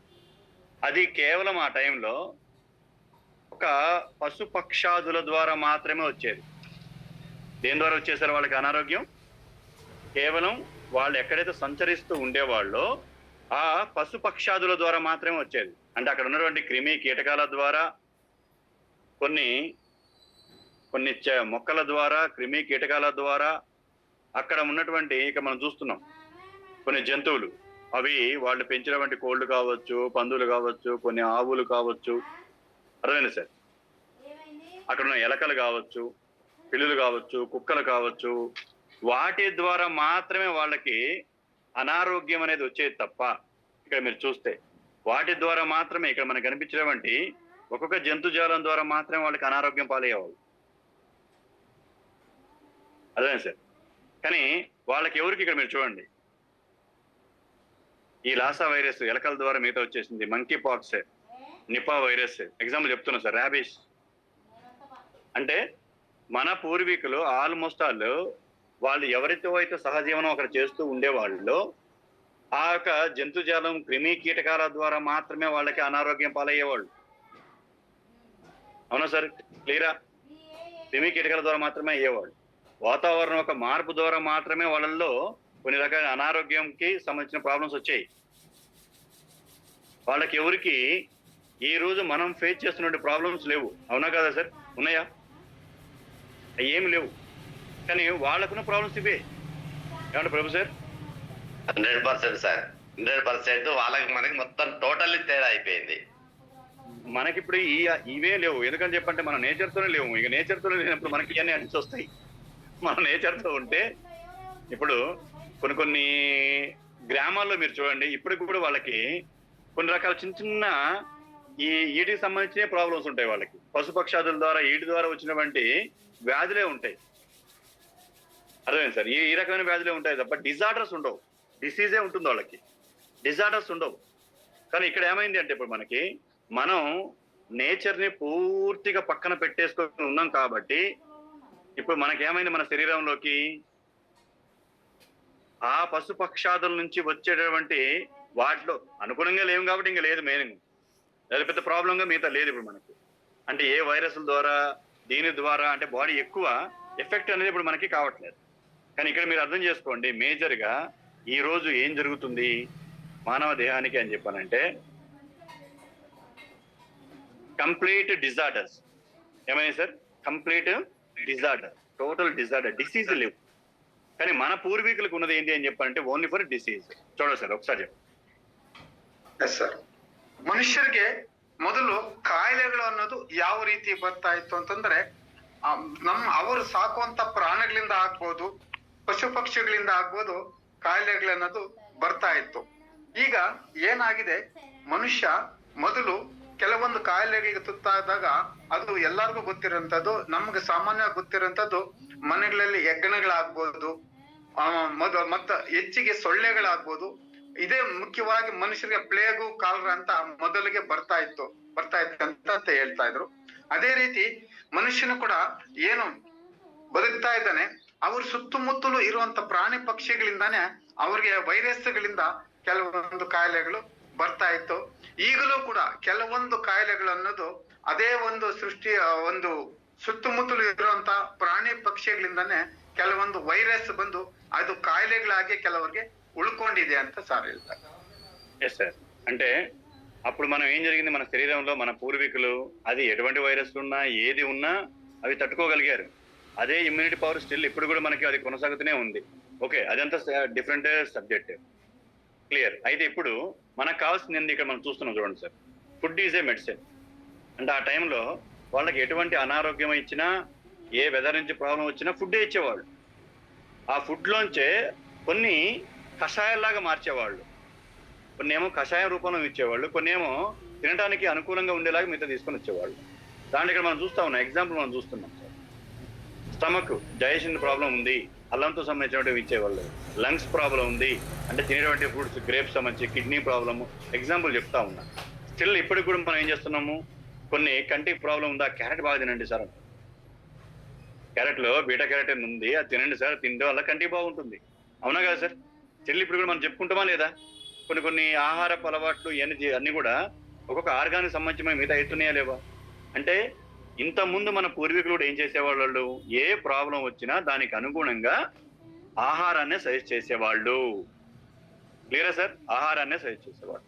సో ఇక్కడ మీరు చూడండి, ఎప్పుడైతే శాస్త్ర సాంకేతిక రంగాలు అభివృద్ధి చెందాయో, ఎప్పుడైతే శాస్త్ర సాంకేతిక రంగం అభివృద్ధి చెందిందో, ఈ మొక్కల వలన ఎన్నో రకాల ఉపయోగాలు ఉన్నాయి, ఫలితాలు ఉన్నాయి అని చెప్పని ఇంకా కొంతమంది మేధావులు దాన్ని కనిపెట్టడం జరిగిందో, ఇది ఆధునిక మానవుడు అనుకోవచ్చు. ఇక్కడ మీరు అర్థమే సార్, నేచర్తో గడిపినటువంటి మానవుడు కాదు, ఆధునిక మానవుడు.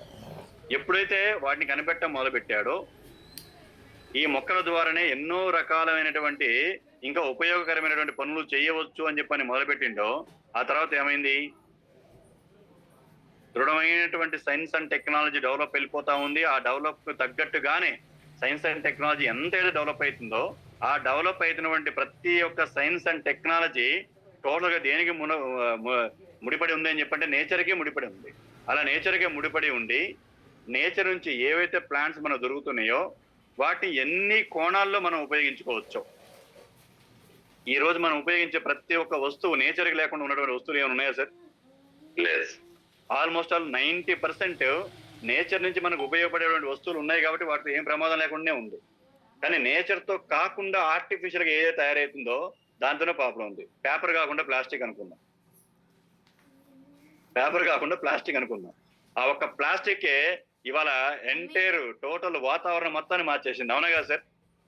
100%. అది మానవుడి మేధస్సు నుంచి ఆర్టిఫిషియల్ గా ఉద్భవించినటువంటిది. అది ఇక్కడ ఇదేమైంది, నేచర్ నుంచి ఉన్నటువంటి ఏదైతే మనకు అందుబాటులో ఉన్నాయో దాని ద్వారా ఎన్ని రకాలుగా మనం ఉపయోగించుకోవచ్చో, వాటిని ఎంత డెవలప్ అయినటువంటి సైన్స్ అండ్ టెక్నాలజీని ఉపయోగించేసి మనం దాన్ని డిఫరెంట్ కోణంలో యూటిలైజ్ చేస్తా ఉన్నాం. ఎస్తానో సార్, వాటిని యూటిలైజ్ చేస్తా ఉన్నాం. అప్పుడు దాకా మనకు సమస్య లేదు. కానీ ఎప్పుడైతే ఇంకా ఆధునిక మానవుడు ఒక తరం జనరేషన్ మొత్తం మన పూర్వీకులు సార్, వాళ్ళంతా ఏన్షియంట్ ఇండియన్స్, ఏన్షియంట్ గా వాళ్ళని మనం తీసి పక్కన పెట్టవచ్చు. కానీ నెక్స్ట్ ఉన్నటువంటి వాళ్ళు ఎవరు? ఆధునిక మానవులు. అంటే మనం అందరూ ఎవరు? ఆధునిక మానవులు అనుకున్నాం. నెక్స్ట్ జనరేషన్ ఇప్పుడు ఇంకోటి వస్తుంది, అది ఏ జనరేషన్ అయిపోయింది. అది ఏమైంది సార్? ఏఐ అయిపోయింది. ఇప్పుడు ఈ ఏఐ కావటం వల్ల ఏమవుతుందని చెప్పారంటే, ఇంకా కొత్త తరాన్ని నేచర్కి సంబంధం లేనటువంటి మానవ మేధస్సు ద్వారా ఏదైతే ఇప్పుడు క్రియేట్ అవుతుందో దాని ద్వారానే ఇంకా పెద్ద ప్రాబ్లమ్స్ ని ఫేస్ చేస్తున్నాం. మనం కొద్దిగా ఆధునిక మానవుడిగా ఉన్నటువంటి మనం కొద్దిగా నయం, పర్లేదు. మన పూర్వీకులు తిన్నటువంటి ఆహారాన్ని మనం తిన్నాం, అర్థమైంది సార్? ఆహారాన్ని మనం తిన్నాం, దాన్నే కొద్దిగా మనం కొనసాగిస్తూ ఉన్నాం. అది మంచిదైనా చెడుదైనా, పోనీ దాని పురుగుల మందులు కొట్టినా ఏమైనా చేసినా అది కొనసాగిస్తున్నాం. కానీ ఇప్పుడున్న జనరేషన్ మనం ఏమిస్తున్నాం?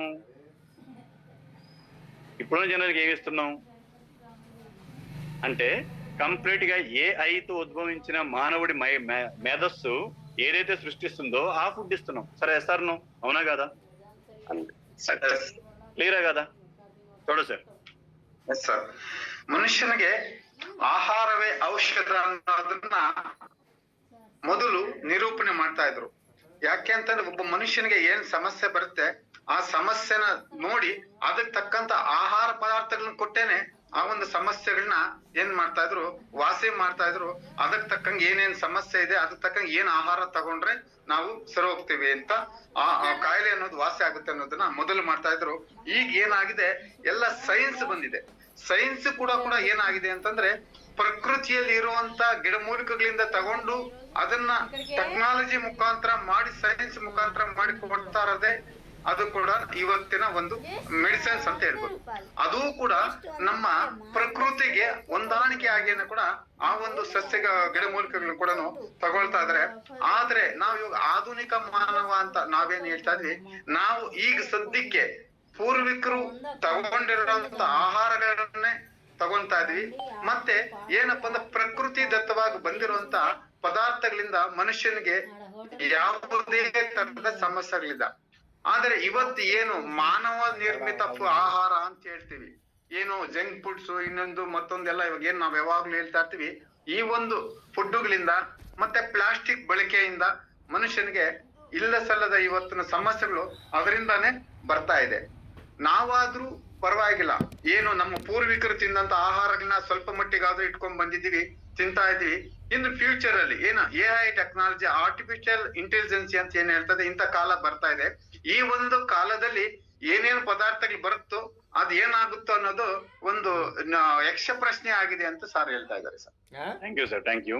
సో ఇక్కడ చూడండి సార్, అంటే ఇప్పుడు ఎప్పుడైతే మనం టోటల్ గా మార్పు చెందామో, అంటే ఏన్షియంట్ హ్యూమన్స్ తర్వాత ఇప్పుడు మనం ఆధునిక మానవుడు అంటే న్యూ జనరేషన్, దాని తర్వాత ఇప్పుడు ఏ జనరేషన్ గా మనం మారుతున్నామో, మారిన తర్వాత మనం తినేటువంటి ప్రతి ఒక్క ఆహారం ఏమైందని చెప్పానంటే డిసీజ్ కావట్లే, మనకి డిసీజ్ లేవు, డిజార్డర్స్ అయిపోయింది. బాగా అర్థం చేసుకోండి. As a wellness entrepreneur first మనం తెలుసుకోవాల్సింది మెయిన్ ఇదే. ఇప్పుడు డిసీజ్ లేవు, complete disorders disorders disorders. Disease అనే పదం లేదు, చాలా రేర్ వాడుతున్నాం. అంటే ఆ డిసీజ్ అనే పదాన్ని చాలా రేర్ గా వాడుతున్నాం. బాడీ టెంపరేచర్ వచ్చింది, ఇట్ ఈస్ ఎ డిసీజ్. జలుబు చేసింది, డిసీజ్. అర్థమైందా సార్? కానీ నెక్స్ట్ ఏమవుతుంది, ఒక గుండె సక్రమంగా పనిచేయట్లా, కళ్ళు సక్రమంగా పనిచేయట్లా, చెవులు సక్రమంగా పనిచేయట్లా, ముక్కు సక్రమంగా పనిచేయట్లా, థైరాయిడ్ గ్లాంట్ పనిచేయట్లా, లివర్ పనిచేయట్లా, ఇంటెస్టైన్ పనిచేయట్లే, బ్లాడర్స్ గాలి బ్లాడర్ పనిచేయట్లే, మోషన్ సరిగా మిగతా ఉండట్లే, బ్రెయిన్ ఆల్జీమర్స్ సరిగ్గా పనిచేయట్లా, ప్రతి ఆర్గాన్ పనిచేయట్లేదు. ఇప్పుడు ఏంటి సార్, ఆర్గాన్ పనిచేయట్లా. శరీరంలో ఏదైతే మేజర్ ఆర్గాన్స్ ఉంటాయో ఈ 5 మేజర్ ఆర్గాన్స్ అనేవి పనిచేయడం పోయినాయి. ఆ 5తో పాటు వాటికి సపోర్టెడ్ గా ఉన్నటువంటి ఆర్గాన్స్ కూడా పనిచేయట్లేదు ఇవాళ. స్పష్టంగా పనిచేయాల్సినటువంటి కళ్ళు ఈ రోజు మనకి స్క్రీన్ టైం ఎక్కువైపోయేసరికి అప్పుడే ముసలోళ్ళు అయిపోయినాం. ఎప్పుడో 60 సంవత్సరాలకి 70 సంవత్సరాలకి రావాల్సిన చత్వారం ఇవాళ పిల్లలకి అతి తొందరగా 15 ఇయర్స్ లోపే వచ్చేస్తుంది, 15 సంవత్సరాల లోపే వచ్చేస్తుంది చత్వారాలు. ఇంత భూతద్దాలు పెడుతున్నారు పిల్లగాళ్ళకి, అవునా కదా సార్? ఇంత భూతద్దాలు ఉన్నటువంటి కళ్ళు అవి పెడుతున్నారు. కారణం ఏమైతుంది, ఇప్పుడు మానవ మేధస్సు ఎంత ఏఐగా పోతుందో, ఆర్టిఫిషియల్ ఇంటెలిజెన్స్ ని ఉపయోగిస్తుందో, ఆర్టిఫిషియల్ ఫుడ్ ని తయారు చేస్తున్నారు. కొన్ని దేశాల్లో జంతుజాలం లేకపోయేసరికి ఆర్టిఫిషియల్ మీట్ తయారు చేస్తున్నారు. సంవత్సరం ఆర్టిఫిషియల్ గా ఉన్నటువంటి మీట్, ఆర్టిఫిషియల్ గా ఉన్నటువంటి మిల్క్, ఆర్టిఫిషియల్ గా ఉన్నటువంటి కర్డ్, ఆర్టిఫిషియల్ గా తయారయ్యేటువంటి ఇంకొన్ని ఫుడ్ కలర్స్, ఫుడ్ ఐటమ్స్. మరి వీటన్నిటి వల్ల ఏం కావాలి? అసలు నీ గుండెకి ఏం కావాలి? నేచర్ నుంచి ఏం కావాలి? ఆ ఫుడ్ ఏమి ఇస్తున్నావు? లివర్ కి నేచర్ నుంచి ఏం కావాలి? నేచర్ అనుకున్నాం కదా, శరీరం మొత్తం కూడా నేచర్ తోనే కలిసి ఉందని చెప్పినే మనం అనుకుంటున్నాం కదా. మరి అలాంటప్పుడు దానికి ఏమిస్తున్నాం? లివర్కి ఏమిస్తున్నాం, కిడ్నీకి ఏమిస్తున్నాం, లంగ్స్ కి ఏమిస్తున్నాం? అవి శక్తిగా తయారు కావడానికి ఏ ఆహారాన్ని మనం ఇస్తున్నాం?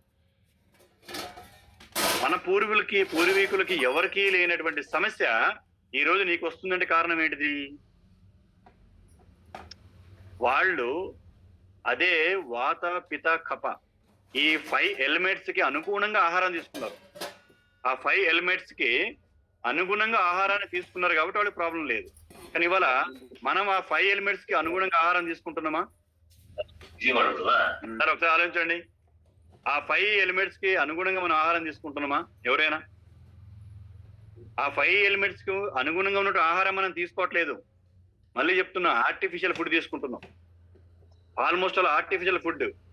అంటే ఇప్పటికీ మనం ఆధునిక మానవుడిగా ఉన్న మనం కొద్ది గొప్ప పర్లేదు ఆ 5 ఎలిమెంట్స్ తగ్గ ఆహారాన్ని కొద్దిగా అది అటు ఇటుగా అయినా కానీ అదే తీసుకుంటున్నాం.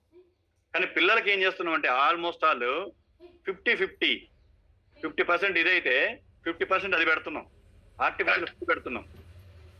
అర్థమైందా సార్? మరి దీనివల్ల ఏం ప్రాబ్లం అవుతుంది ఇక్కడ? ఏం ప్రాబ్లం అవుతుంది సార్? ఇదే కదా, వాళ్ళ డిసీజులు లేవు. పిల్లలకి డిసీజులు ఉన్నాయా సార్ ఎప్పుడైనా? ఇప్పుడు సెకండ్ పాయింట్ సార్, పిల్లలకి ఏమైనా డిసీజులు వస్తున్నాయా? చాలా రేర్ అనుకోవచ్చు కదా, డిజార్డర్లే కదా సార్. డిజార్డర్లే వస్తున్నాయి కదా సార్. మేము డిసీజులు ఏడ నుంచి వస్తున్నాయి వాళ్ళకి? మా పిల్లగాడికి జ్వరం వచ్చేసింది, బాగా జ్వరం వచ్చింది, పడుకున్నాడు అని చెప్పి అనుకుంటే బాడీ ఒక్కోసారి వెదర్కి చేంజ్ అయ్యి ఫీవర్ వస్తుంది. కానీ ఇవాళ జ్వరం వచ్చింది అని చెప్పండి, అది డెంగ్యూ. ఏంటి సార్? అయ్యా జ్వరం వచ్చిందంటే ఫస్ట్ భయం ఏంటిది? డెంగ్యూనా అని. ప్లేట్లెట్స్ అక్కడ పనిచేయట్లేదా? రక్తం సరిగ్గా పనిచేయట్లేదా? రక్తంలో డిజార్డర్ వచ్చిందా? ప్లేట్లెట్ పడిపోతున్నాయా? ప్లేట్లెట్ ఇంక్రీజ్ కావట్లేదా? చూడండి ఏమవుతుందో. అంటే డిసీజ్కి పోయి కంప్లీట్ శరీరాలు డిజార్డర్స్కి వచ్చేసినాయి. ನೋಡ ಸರ್. ಸರ್ ಏನ್ ಹೇಳ್ತಾ ಇದ್ದಾರೆ ಅಂತಂದ್ರೆ, ಇವತ್ತು ನಮ್ಮ ಆಹಾರ ಪದ್ಧತಿ ಯಾವ ರೀತಿ ಆಗಿದೆ ಅಂತಂದ್ರೆ, ಇವತ್ತು ಮನುಷ್ಯನ್ಗೆ ಡಿಸೀಸ್ ಅನ್ನೋದು ಬರ್ತಾ ಇಲ್ಲ, ಡಿಸಾರ್ಡ್ಸ್ ಅನ್ನೋದು ಬರ್ತಾ ಇದೆ. ಏನು ಡಿಸೀಸ್ ಅಂದ್ರೆ ಕಾಯಿಲೆಗಳು. ಈಗ ಜ್ವರ ಬಂದಿದೆ, ಡಿಸೀಸು.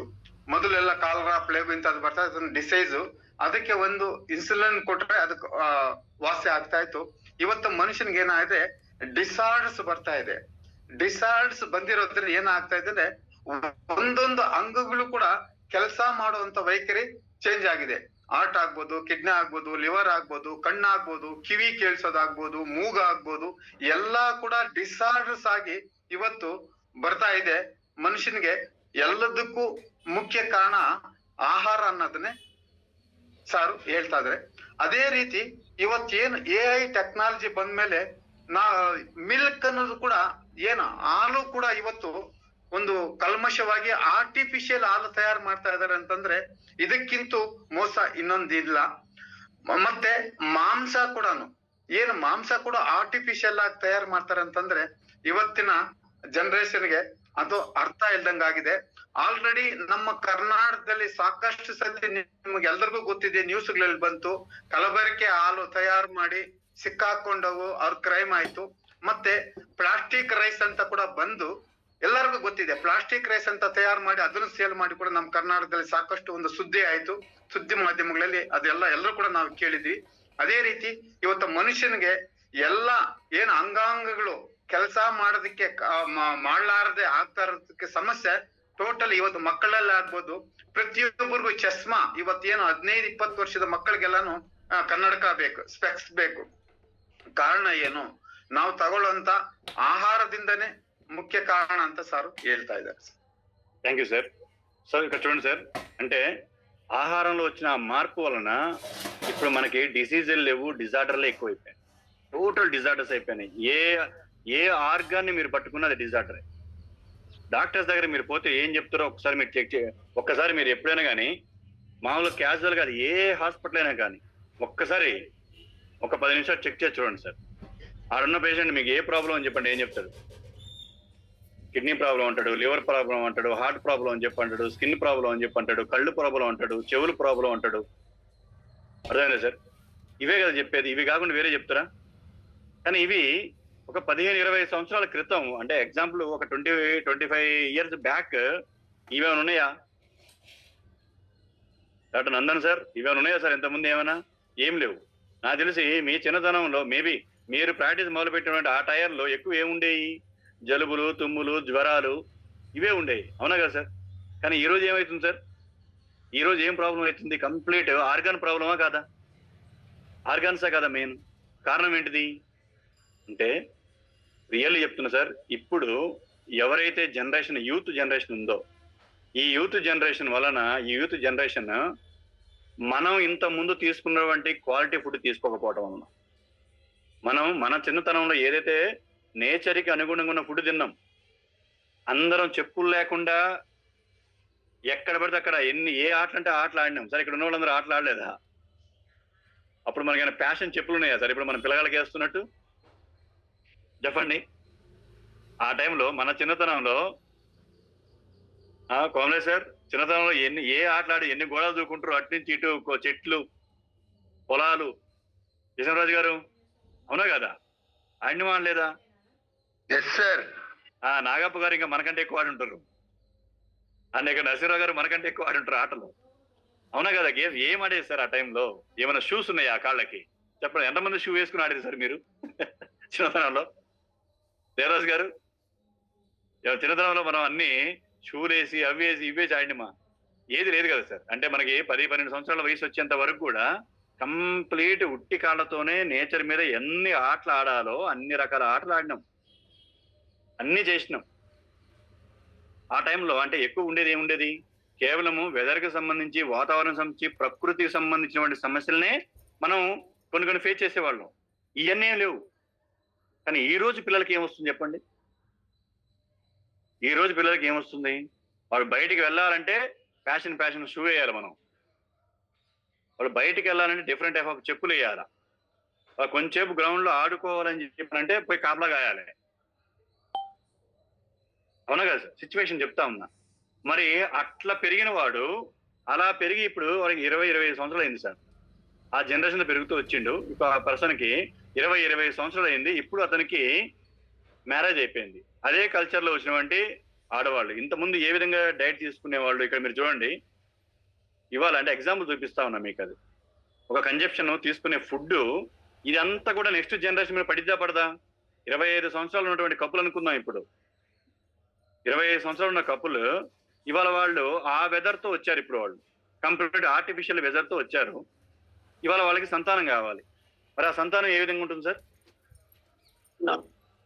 అవునా కాదు? ఇప్పుడు మీరు అందరూ ఉన్నారు, మనం అందరం ఉన్నాము. మన అందరికి మన పేరెంట్స్ స్కానింగ్ చేశారని ఎవరికైనా గుర్తుందా? చక్రపాణి గారు మీ మదర్ ఏమైనా స్కానింగ్ చేసిందా మిమ్మల్ని? లేదు సార్, నేను ఇంట్లో పుట్టాను సార్. చూడు ఎంత గొప్ప జ్యోతి, ఇంట్లో పుట్టిన సార్ నేను. అవునా కదా సార్? అందరం ఆల్మోస్ట్ ఇంట్లో పుట్టిన వాళ్ళే ఉన్నాం. ఇక్కడ అందరం కూడా దాదాపు 90% మనం ఇంట్లోనే. అవునా కదా సార్? ఎవరికి కూడా స్కానింగ్ లేవు. ఉన్నాయా? మన పేరెంట్స్ ఏమైనా స్కానింగ్లు చేసిరా? ఆ స్కానింగ్లని ఈ స్కానింగ్లని చేసిరా? డే 1 నుంచి అప్పటి నుంచి అదే టాబ్లెట్ మిగతా మెడిసిన్ మింగారా? ఏం మింగలే. క్వాలిటీ ఫుడ్ తీసుకున్నారు, మంచి ఆహారం తీసుకున్నారు. ఏమంటారు సార్? డాక్టర్ అన్నాను సార్. అవునా కదా? క్వాలిటీ ఫుడ్ తీసుకున్నారు వాళ్ళు, ఆహారం మాత్రమే తీసుకున్నారు. అంతే తప్పితే అది కాకోకుండా ఇప్పుడు ఉన్నటువంటి పిల్లల్లాగా కౌశల్యమా, అవునా కదా? క్వాలిటీ ఫుడ్ తీసుకురా లేరా? ఓన్లీ ఆహారమే ఆహారమే ఆహారమే. ఏ టెస్టులు లేవు, ఏ స్కానింగులు లేవు. అర్థమైంది సార్? మరి అందరం ముక్కు మొహాలు మంచిగా లేవా సార్? అందరి ముక్కు మొహాలు ఆర్గాన్స్ అన్ని పర్ఫెక్ట్గా ఉన్నాయా లేవా? 100లో ఎప్పుడో ఆడ బర్త్ డిఫెక్ట్ అనేది కేవలం 100లో ఏదో 1% అనుకోవచ్చు సార్ ఆ టైంలో. అవునా కదా సార్? 100లో 1%. అది కూడా ఏది ఆర్గాన్ డెవలప్ కాదు, లోపల ఉన్న ఇంటర్నల్ ఆర్గాన్ డెవలప్ కాదు, ఎక్స్టర్నల్ గా ఉన్నటువంటి కాళ్ళు చేతులు కళ్ళు ఇవి ప్రాబ్లం ఉండేవి. మీరు అప్పుడు చూడండి, కొద్దిగా మెల్లకన్ను ఉండేది, లేదా కొద్దిగా ఫిజికల్ గా కొద్దిగా ఛాలెంజ్గా ఉండేవాళ్ళు. కానీ గుండె లేకోకుండా, కిడ్నీస్ లేకోకుండా, హెర్నియా లాగా బయట బాడీ పార్ట్స్ పెరిగేలాగా ఎప్పుడు ఉన్నారా సార్ ఆ టైంలో? చూడండి, గమనించి చూడండి, లేదు. కానీ ఇప్పుడు ఏమైతుంది అని చెప్పారంటే రియల్ గా దీన్ని చెక్ చేసి చూస్తుంటే భయమైంది సార్. ఈ ఫుడ్ వల్ల, ఈ ఆర్టిఫిషియల్ ఫుడ్ వల్ల ఇప్పుడు మానవ మేధస్సు ద్వారా ఏదైతే తయారైందో, మళ్ళీ చెప్తున్నా సార్, ఇది ప్రకృతి కాదు, ప్రకృతి ఇచ్చినటువంటి ఆహారం కాదు, ప్రకృతి మనకి ప్రొడక్షన్ చేసింది కాదు, ఇది మానవ మేధస్సు ప్రొడక్షన్ చేసింది సార్. పాయింట్ అర్థం చేసుకోండి. ఇంకొక 3 నిమిషాలు నేను క్లోజ్ చేస్తా. ఇది మానవ మేధస్సుతో వచ్చింది, ప్రకృతి మనకి ఇచ్చింది కాదు, ప్రకృతి ద్వారా మనకు వచ్చినటువంటి ఆహారం కాదు. మానవ మేధస్సు ఆర్టిఫిషియల్ గా ఏదైతే ఇప్పుడు మనకి ఫుడ్ తయారు చేసిందో ఆ ఫుడ్ ని గత 20 సంవత్సరాల నుంచి కన్జ్యూమ్ చేస్తున్నాం. మరి కన్జ్యూమ్ చేస్తూ ఉన్నప్పుడు మరి ఇప్పుడు జనరేషన్ పిల్లలు ఏ విధంగా ఉంటున్నారు, ఏ విధంగా డిఫెక్ట్ అవుతున్నాయి? ఓకే, ఒక 80% బాగానే ఉంటారు, 80% పక్కన పెట్టేసండి, ఆ 20% కదా ప్రాబ్లము అనుకుందాం. ఎలా ఉంటారు సార్? ఈ ఆహారాలు తిని ఇప్పుడు ఉన్నటువంటి ఫాస్ట్ ఫుడ్ కల్చర్కి అలవాటు పడుతూ నేచర్తో సంబంధం లేనటువంటి ఆహారమే మనం తీసేసుకుంటూ వెళ్ళిపోయిన తర్వాత చూడండి ఎంత డేంజరస్ గా ఉంది అని చెప్పానంటే, బర్త్ డిఫెక్ట్ ఏంటి సార్? పిల్లల ఆర్గాన్స్ డెవలప్ కావట్లేదు, ఇంటర్నల్ ఆర్గాన్స్ డెవలప్ కావట్లే. అర్థమైందా సార్? ఇంటర్నల్ ఆర్గాన్ డెవలప్ కావట్లేదు. ఇంటర్నల్ ఆర్గాన్స్ డెవలప్ కాకోకుండా ఏ టయానికైతే వాళ్ళు భూమి మీదకి రావాలో ఆ టైం కాకముందే ముందొస్తున్నారు. అవునా కదా సార్? కాకముందే ముందొస్తున్నారు. ఇంక్యుబేటర్ సిస్టమ్ బాగా పెరిగిపోయింది. తల్లి గర్భం నుంచి రాగానే తీసుకుపోయి ముందు ఇంక్యుబేటర్లో పెట్టేస్తున్నారు. ఇంక్యుబేటర్లోనే 4 రోజులు, ఇంక్యుబేటర్లో 2 నెలలు సార్. అవునా కదా? ఇంక్యుబేటర్స్ లోనే ఎక్కువగా కాలం గడపాల్సి వస్తున్నాడు. ముందు వస్తే తల్లి ఒళ్ళు కాదు, పిల్లవాడు పుట్టిన తర్వాత తీసుకుని పోయి ఇంక్యుబేటర్ లోనే ఎక్కువ సమయం పెట్టాల్సి వస్తా ఉంది. రీజన్ ఏంటిది? ఆహారం. మళ్ళీ చెప్తున్నా సార్, రీజన్ ఆహారం.